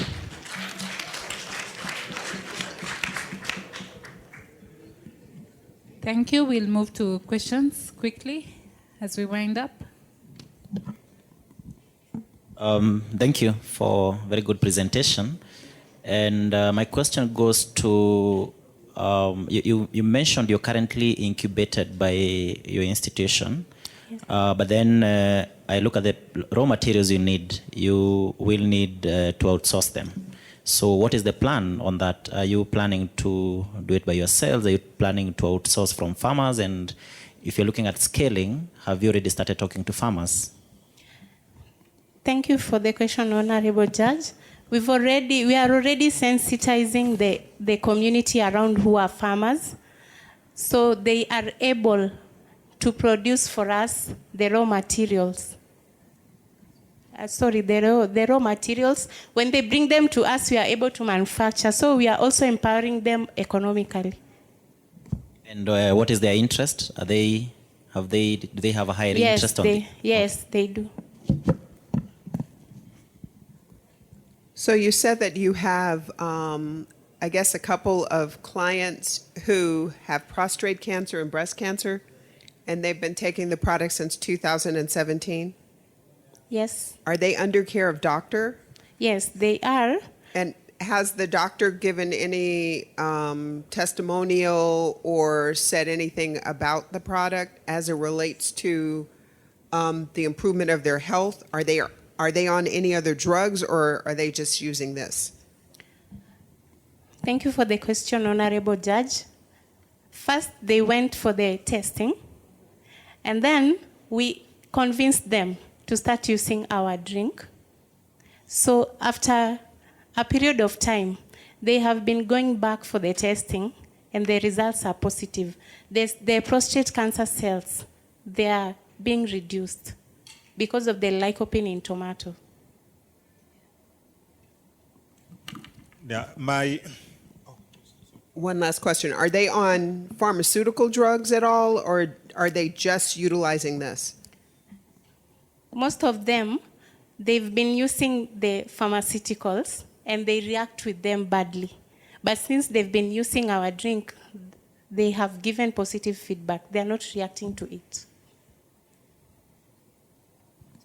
Okay, I think there's one element that you need to clarify, because in your presentation you mentioned about the prevention elements related to preventing cancers, especially prostate and breast cancer. But now you are diving more into a positive effect on health. So I think you need to be clear on where exactly you stand, if it's mostly for prevention or for cure. My main question is to know, why do you target mainly people from the age 40 and above? Because this can be a general drink for the whole population, and then increase your market size drastically. So if there is any specific reason for that, that will be good, good to know. Thank you, my judge. Why are we targeting people above 40 years? People above 40 years are the main people who are suffering from prostate cancer, and the women are suffering from the breast cancer. Okay, thank you very much. Our time is up. Thank you for your presentation. A round of applause for them. Let's give them another round of applause, please.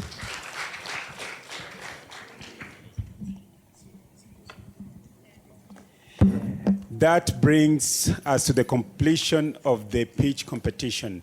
Can we give all the teams the loudest applause that we can think of?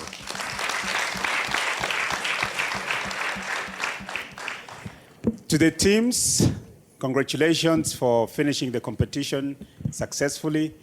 And for the audience, pretty sure maybe you're sitting there, you're wondering, if you have never done it, can I do it? If you have done it, maybe you're trying to be the judge, you're trying to correct them, because I could hear a lot of conversation, exciting conversation going on as some of the presentations were going on.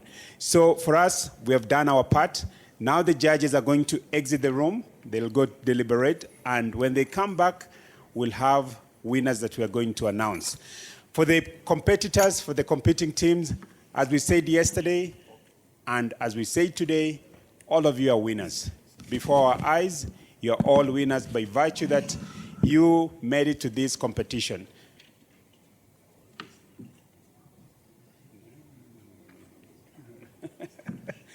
So for the again, once more time, for the competing teams, you're already winners.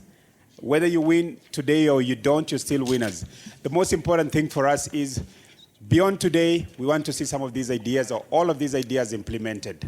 It is going to take all of us, the TVET institutions, CAPA, the African Union, GIZ, and other development partners and businesses that we're going to tap into to make sure that these ideas don't go to waste. So we will be reporting back in a few months, maybe every quarter we'll be reporting back on the progress some of these teams are making, so that we know that next year when we convene again for the next CAPA conference, we'll probably bring some of the top three or all 11 teams to come and tell us what they've been able to do. Maybe some of them will already have implemented their project. They will be employers. They shall have made a lot of money. Maybe they can be even sponsors for the next CAPA conference.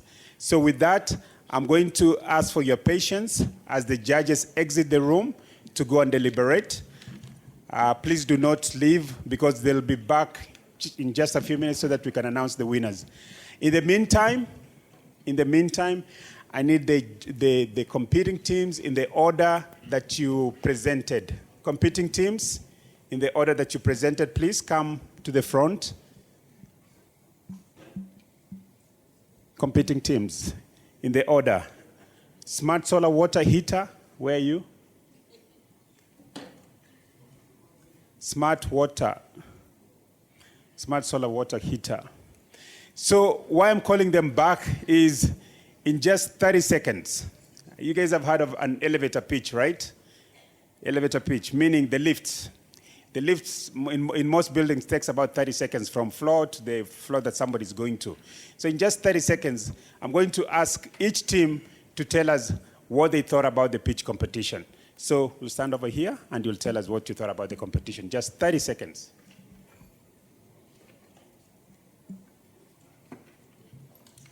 Thank you. For me, I'm great for being here in this competition, and I appreciate my country, which encourage youth to improve their talent. So this competition is look well, and I encourage the youth to think big in order to get here for break out their ideas. Thanks. Thank you. A representative from Self-Feed Portable Multi-Crop Thresher. 30 seconds.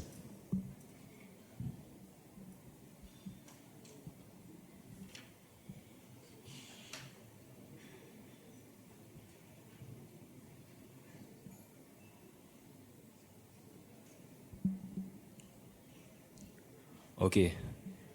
Thank you. I'm the team leader of the team which have been presented to that project, a self-feed portable multi-crop pressure and cleaner. It's been an honor. At first, when we started to apply for this, asking for this opportunity, it was just like somehow very difficult. But after getting selected, we just said, wow, that thing is possible. Most of the time, as young people, we really have a great idea, great idea. But most of the time, we used to say to ourselves that lack of funds, that's what we used to point on, saying that because of the money is the problem for us. And staying in that corner, keep thinking that we cannot get the money to implement what we're thinking, and makes us just staying behind without even trying to speak up, even, trying to grab some opportunity that we've been most of the time getting. So I just want to tell some of us, especially, most of us, we are young people, if I can say. It would be better if you try, because it should be nothing as easy. That's how we say. As long as you do not try, my friend, you're not going to get anything. So whether we get one or not, we never back down, because this is the first step that we've been made. And of course, we are never intended to get back down. Yeah, thank you. I would like to say that in a few words. Thank you. Thank you. His elevator pitch is going to heaven. Next, team up for 30 seconds. Again, please, 30 seconds. Pro Geeks, 30 seconds.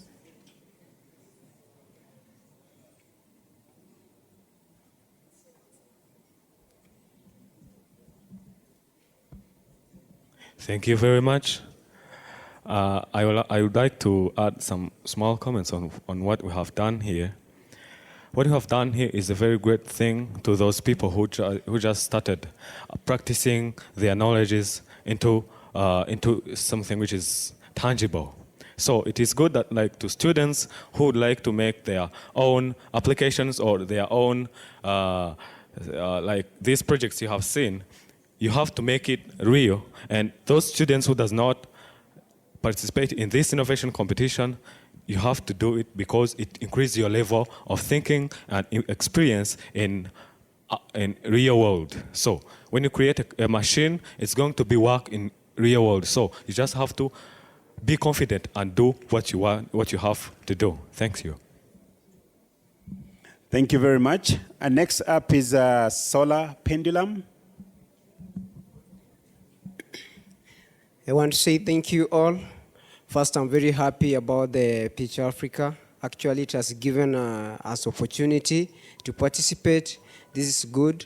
It has enabled us to, at least, to gain entrepreneurial skills. And we actually encourage you to continue the same spirit so that you give young Africans the opportunity at least to participate and also gain skills that will help them prosper as far as TVET is concerned. Thank you so much. Thank you very much, Pro Geeks. Wivunika.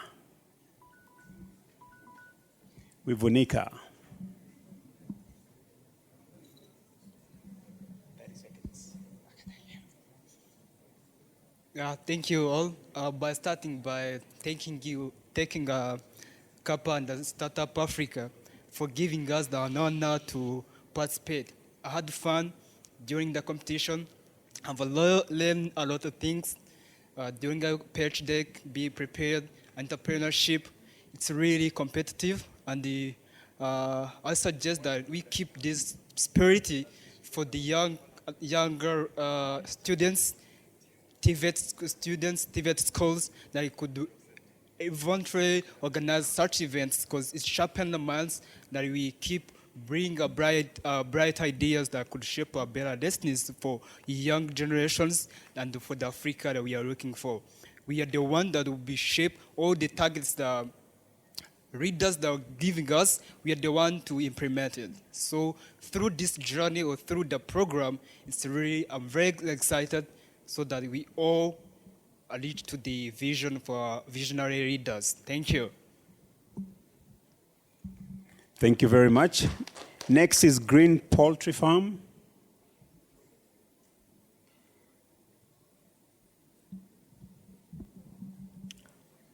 Okay, thank you. I frankly thank you again, the organizer of CAPA competition. As I said, it is first step as Africans to step forward and speak for ourselves. I hope one time Africans will have one polytechnic as Africa where every student will be free to study everywhere in Africa in a certain college. Thank you so much. Thank you. Next is Smart Egg Incubator.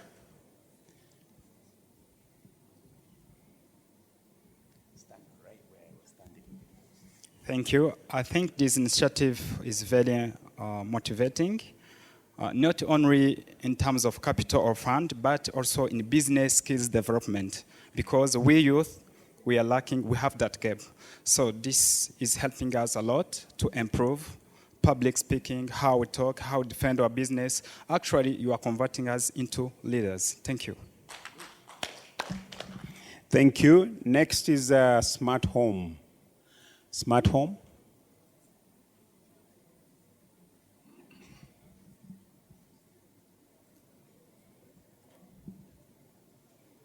Stand right where I am. Well, mine is just a vote of thanks to the Startup Africa management team for having this vision of bringing us together as youth to present our ideas.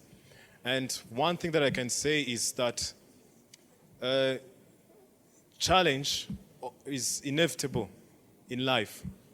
So we've been through many challenges and this one as well. And what we believe is that through this challenge is where we grow. We were competing as different teams. For those who will win, that's a good thing for them. And for those who will not, I believe that they have learned something new in this competition. So that's what I can say. Thank you. Drunk driving prevention. Drunk driving prevention.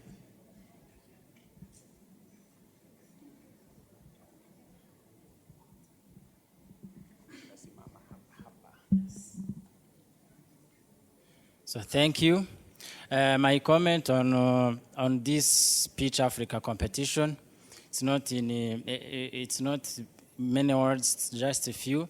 When we are here competing with our colleagues and our competitors, we learn from it. It is very interesting because you meet the other people you don't know, you meet the other people who have the more ideas, who can give you the ideas that can sharpen your mind more than you are today. And I would like deeply thank these event organizers. Thank you. Thank you. Next up is vehicle pollution restriction. Vehicle pollution.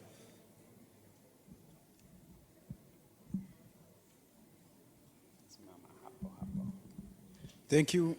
All I can say is to thank everybody who take a part in this competition because it helped us thinking big about innovations in general and build a self-confidence and experience about innovations in general. So there is a great appreciation for all who prepared this in general. Thank you. And last but not least is Torosay Health Drink. Torosay Health Drink. Though I've not tested that drink, how's that drink? How's that drink for those who tested it? No comment.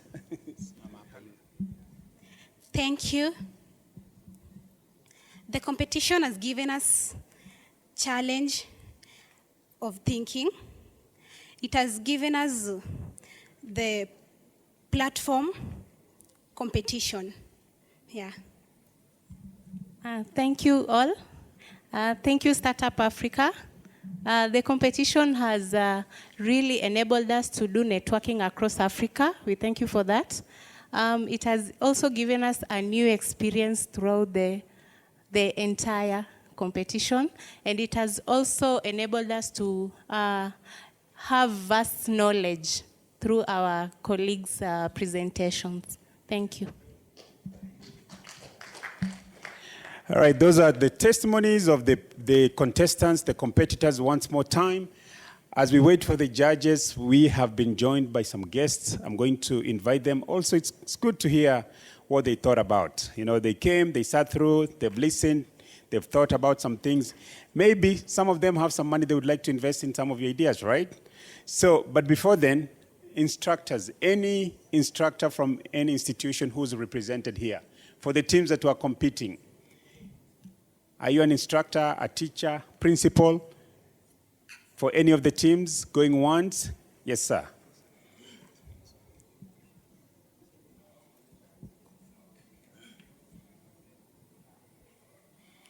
Same thing, I'm just going to give him a minute to tell us what he thought about. As a teacher, from the teacher's perspective, what did he think about the whole thing? Please introduce yourself so that we know where you're coming from. Thank you so much. My name is Wilberforce Manoa Jahonga from Kenya, Sigalagala National Polytechnic, the registrar.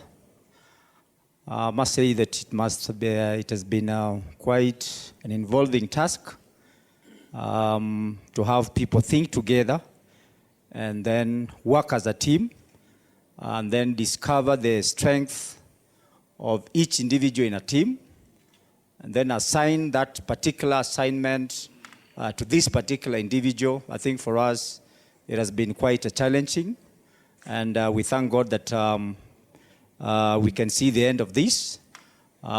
We appreciate the work of Startup Africa for giving us this opportunity. It's an international touch. Been able to interact with quite a number of people from different countries, different ways of pronouncing words, behavior and all those things. I think it's quite exciting. And I think for us as Kenyans and then on behalf of our team, I must say we are quite happy. We look forward to such great engagements and much more so.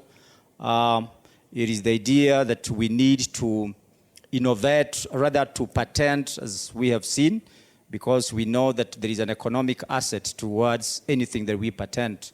And so we want to say thank you so much, Team Africa, Team Pitch Africa. God bless you. Long live this team and long live Africa. Thank you so much. Hi, everyone.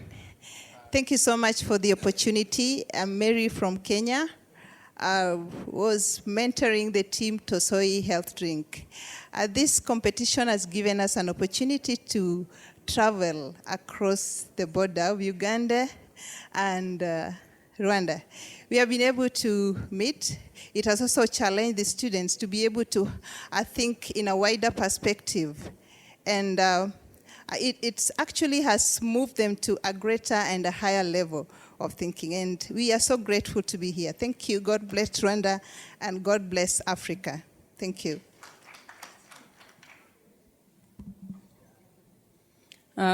Ladies and gentlemen, good evening. I'm Roslyn Muleshe, the principal of Sangalo Institute of Science and Technology in Bungoma County, Kenya. I want to say that I'm greatly impressed by the tremendous participation we have realized from the students across Africa. I sincerely want to thank CAPA for thinking outside the box. This is a Commonwealth Association of Principals in Africa, and I want to appreciate that they have actually pushed the dimension to the students. In Kenya, we believe in skills empowerment, and we can see a real hands-on experience from most of the presentations.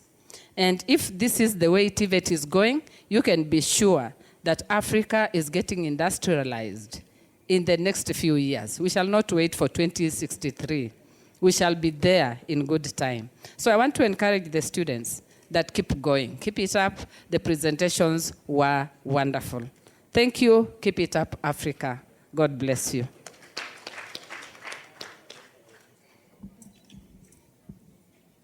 Good evening, everybody. I'm Mrs. Kelonya Catherine, Principal, Sigalagala National Polytechnic from Kenya. I also appreciate the opportunity the youth have been given to participate. And I believe the youth are the drivers of the economy tomorrow. Let us all embrace this innovation, support them materially, socially, and morally. I believe the more we support our teams, the higher they'll go. Thank you. Thank you. Any instructor, principal from Rwanda? Any? There goes one, courageous.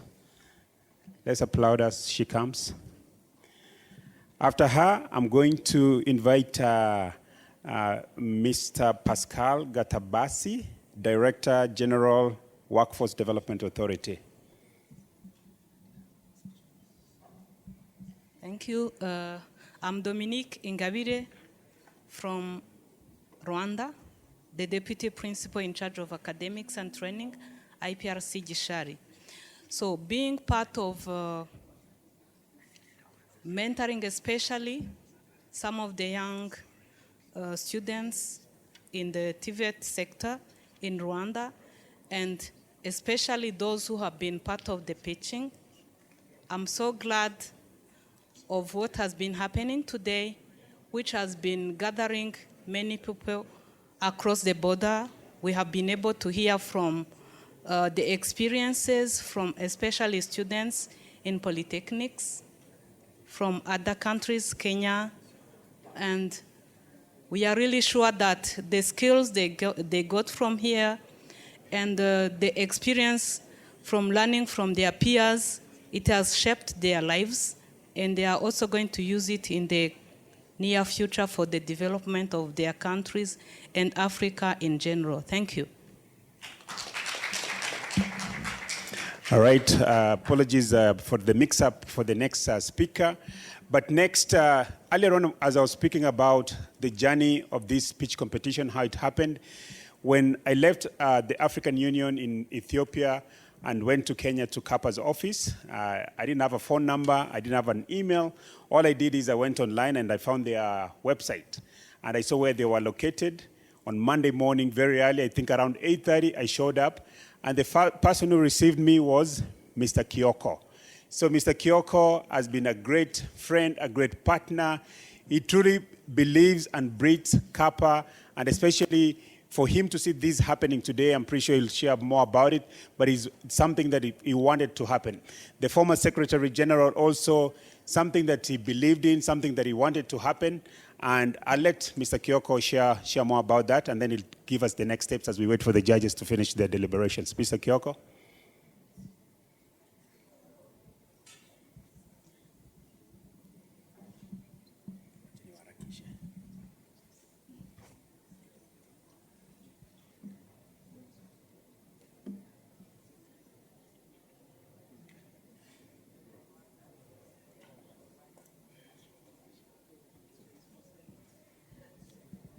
Good evening, everybody.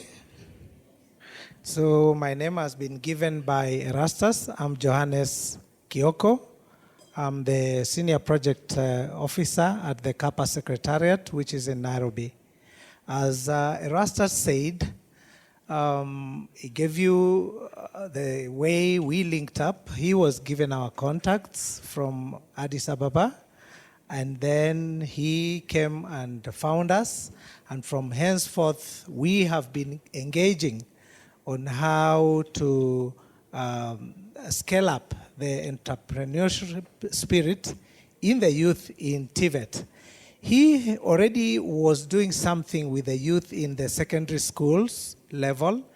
In fact, this year, I think is their 9th year of the TVET, of the startup competition challenge for the secondary schools, but it is the first one for the TVET colleges where we have worked together to bring this to this level. So, as he said, it is the belief of CAPA that the skills of the youth are what is going to solve the twin problem of unemployment and poverty in our continent. So on behalf of the CAPA Secretary General, Mrs. Jahu Fall, who is not here with us, but who is engaged somewhere else, we want to thank all people who are in this room because they have dedicated their time. Some of them were competitors of this challenge. Some of them are supporters who have supported the competitors. We have coaches here, we have principals of institutions who have sponsored their students, both in Rwanda and in other countries like we have heard from Kenya. And we are grateful for seeing this level that has been attained in this first challenge. And we believe that next year's challenge will be even bigger and better than what we have seen here in Kigali in 2019. So on behalf of the CAPA Secretary General, I want to give the sincere gratitude to all our partners. First of all, the African Union Youth Division, who have walked with us this journey.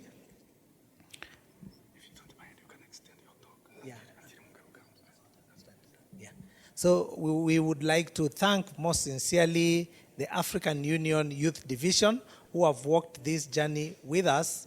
They have sponsored quite a number of the students who came to Kigali for the CAPA Youth Forum, which happened here, and also for this segment of Startup Africa Talent and Innovation Challenge. Also, another partner who has helped us very much is the GIZ. They also sponsored quite a number of students from West Africa, from North Africa, from some from South Lesotho, I believe. So they are here, courtesy of the GIZ, who sponsored these students. And we are hopeful that in the coming years, as we proceed, we are going to get more partners on board to support this venture, including the captains of industry who are able to even offer coaching to our innovators. They can offer them coaching, they can offer them incubations, they can help them with the startup funds to bring to life some of the ideas, very good ideas that the youth have shown at this place. So as we go forward, and as the organizer of this competition, Erastus, has said, we hope that in the next year's competition, we shall have more entrants from many more countries. It is already in discussion that CAPA should expand its wings from the 19 countries in Africa who are currently CAPA members to the rest of the continent. We want to shed the colonial antecedents of Commonwealth countries, because currently the members of CAPA are the former colonies of Britain. But we are no longer colonies 50 years after many of our countries got independence. And anyway, although at the beginning of CAPA back in 1978, we were receiving some support from the Commonwealth Office in London. We no longer receive such support. CAPA is purely run by funds that are generated by its own members. And therefore, there is a move to widen CAPA and drop the Commonwealth tag and come up with another acronym which will encompass all African countries. That is why in this conference, you saw that we had many participants who are not from traditionally Commonwealth countries, English-speaking countries. We had several participants from the Francophonie wing of the African continent who are represented here, including cabinet ministers of education from those countries. So it is an exciting time where we are heading, because many of our governments in Africa have realized that the way to solving the problem of youth unemployment, which you were told that almost 75% of the population of the African continent composes of youth who are below 35 years of age. To solve that problem, we want to look at it as not as a problem.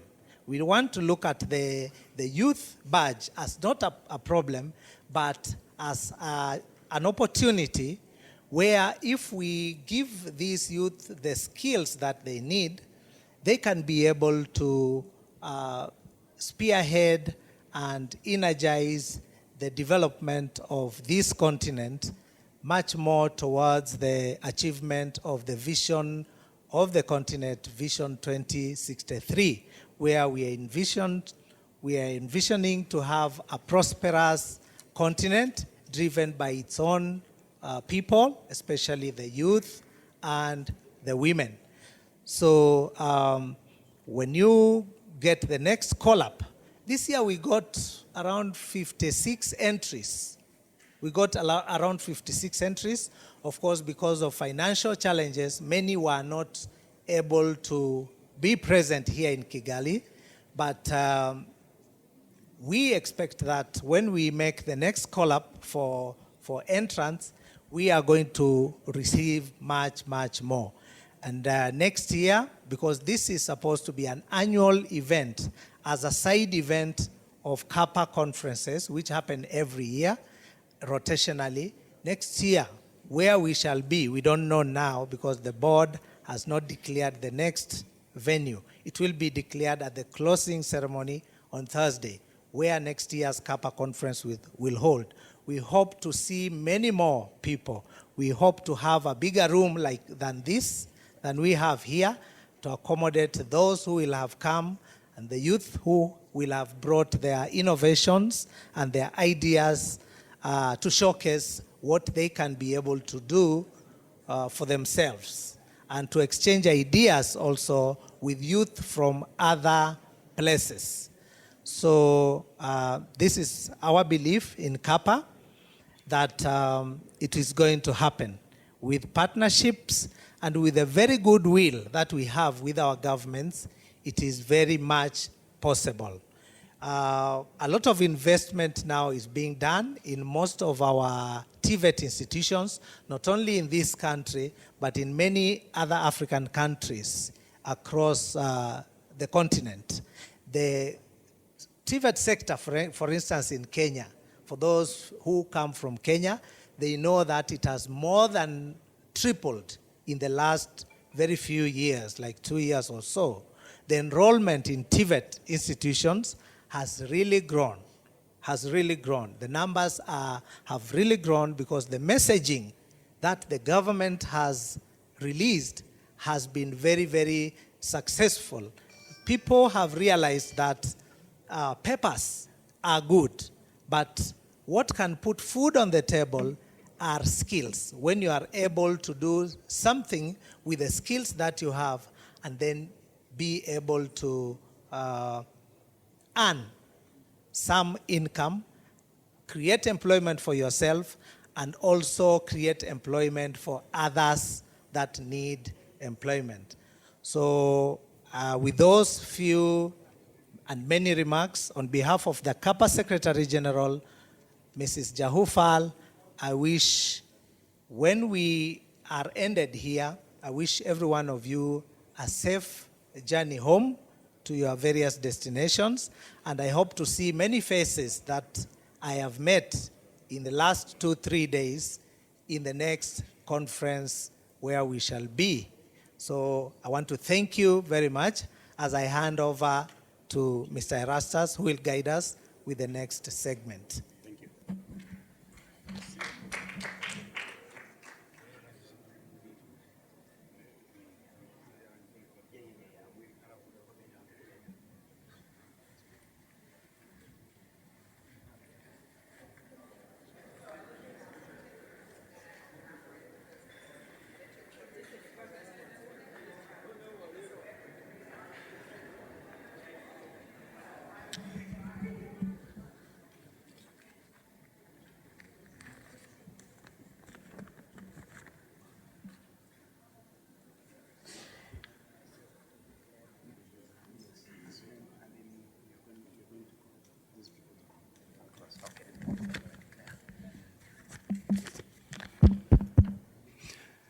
Yes, young people, we thank you for your attention, your patience, your capacity to listen, and that's a virtue. Good news is that now results are out. So they are going to declare results, and what you have been waiting patiently is coming out to know who is going to be, or you are all winners, but who is going to be mentioned first. Probably it's because of the alphabetical order, or probably it's because of other reasons, so they will tell us. Now our assessment team, the judges are here, and just announcement, I'll repeat after that. We are going to listen to this. You will be given prizes, awards, and what, and then we'll listen to the closing remarks from our dignitaries, Chief Guest, Director General of WDA, with the other speakers also coming before him. But another announcement is that with your patience of sitting here, after this we are going for a cocktail. And we will be directed, as we go out, we go direct to the entrance area, and then we'll be shown how to go upstairs.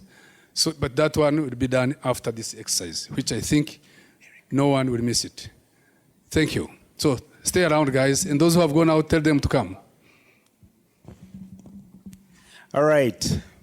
The moment we've been waiting for is finally here.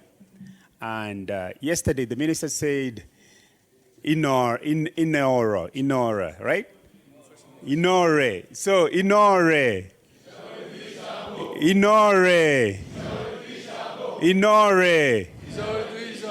We are all winners and we are all warriors for Africa. So,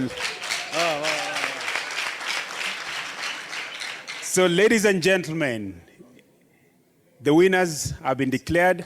I want to thank our distinguished judges for the work that they have done.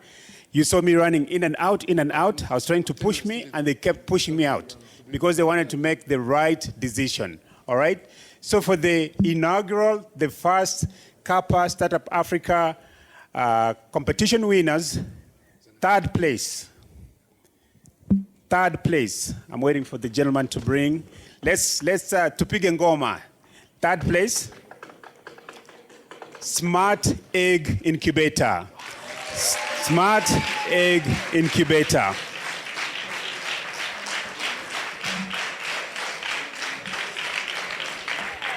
I'm going to invite Stephen and Kuku and Bridget and our guest of honor to please come and present.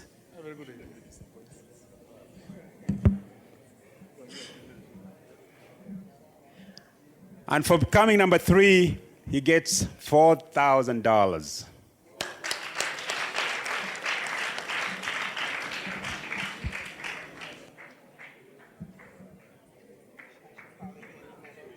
Come in the middle.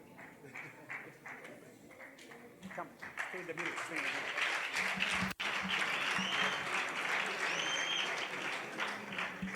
Check, Miyako, it's your check.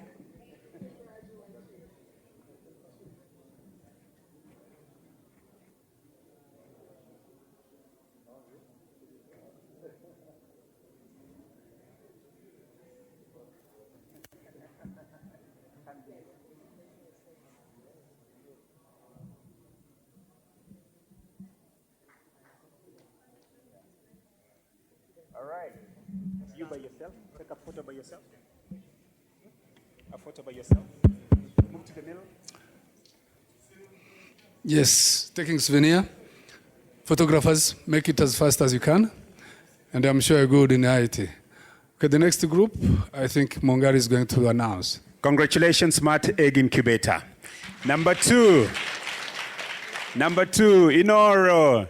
Inoro. Drunk driving prevention. 2. Drunk yes, they are driving celebrating. prevention. They are celebrating, guys. Thank you very much. Yes, that's the pressure of innovation. Guys, you'll be innovators, and you see how happy they are. So tomorrow will be your turn. Very good. And for their prize, they get $5,000. $5,000.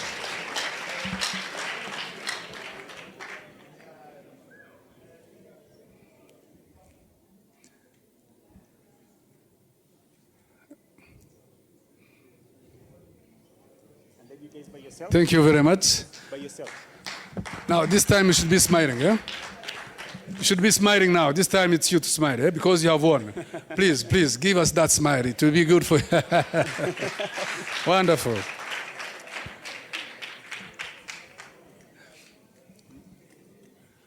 Kongs. Appreciate to hear. All right.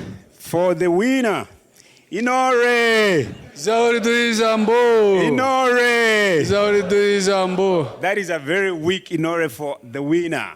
So let's try one more time. Inore. Zauridu Zambo. Inore. Our 2019 Startup Africa CAPA Talent Innovation Competition winner. Smart Home. Smart Home. Wonderful. Smart Home. Kerry, that's it.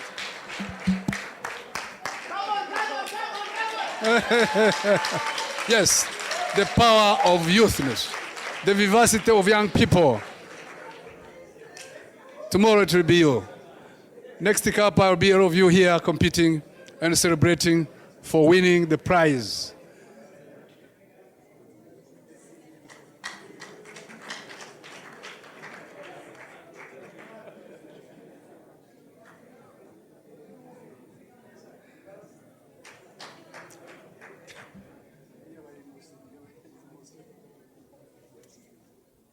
Photographer, you wait for the big lady here to come. Eh? There is someone joining us, big innovator there. She has been the coach and the mentor. Yes.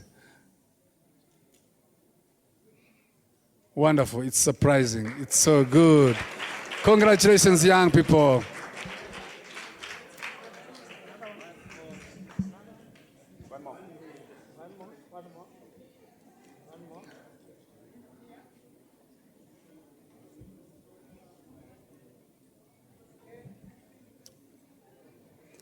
Yes. Just jump. Yeah.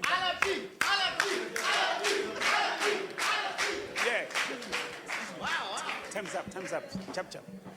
Okay, get your souvenir, personal souvenir. As they get their photo taken, for the rest of the teams, again, as we said yesterday, as we have said today many times, you're still winners. One of our judges, Miss Bridget, excuse me, please, very important announcement. One of our judges, Ms. Bridget, has offered mentorship for all teams that are based in Rwanda. Oh, clap for her. For all teams that are based in Rwanda. Clap for her. So again, you will be getting experience. She has 35 years experience in business. Yeah. So, whoa. So again, for all the teams based in Rwanda, we will be communicating with you to tell you how you're going to take advantage of the mentorship that Ms. Bridget is going to provide. On behalf of the Board of Directors, Startup Africa, excuse me, please. Young people, on behalf of have time for that. On behalf of the Board of Startup Africa, on behalf of our sponsors, GIZ, Stephen, Sabine, and everybody within your team, thank you so much for coming through with the sponsorship that has made us make this event possible, and more importantly, giving the awards to the students.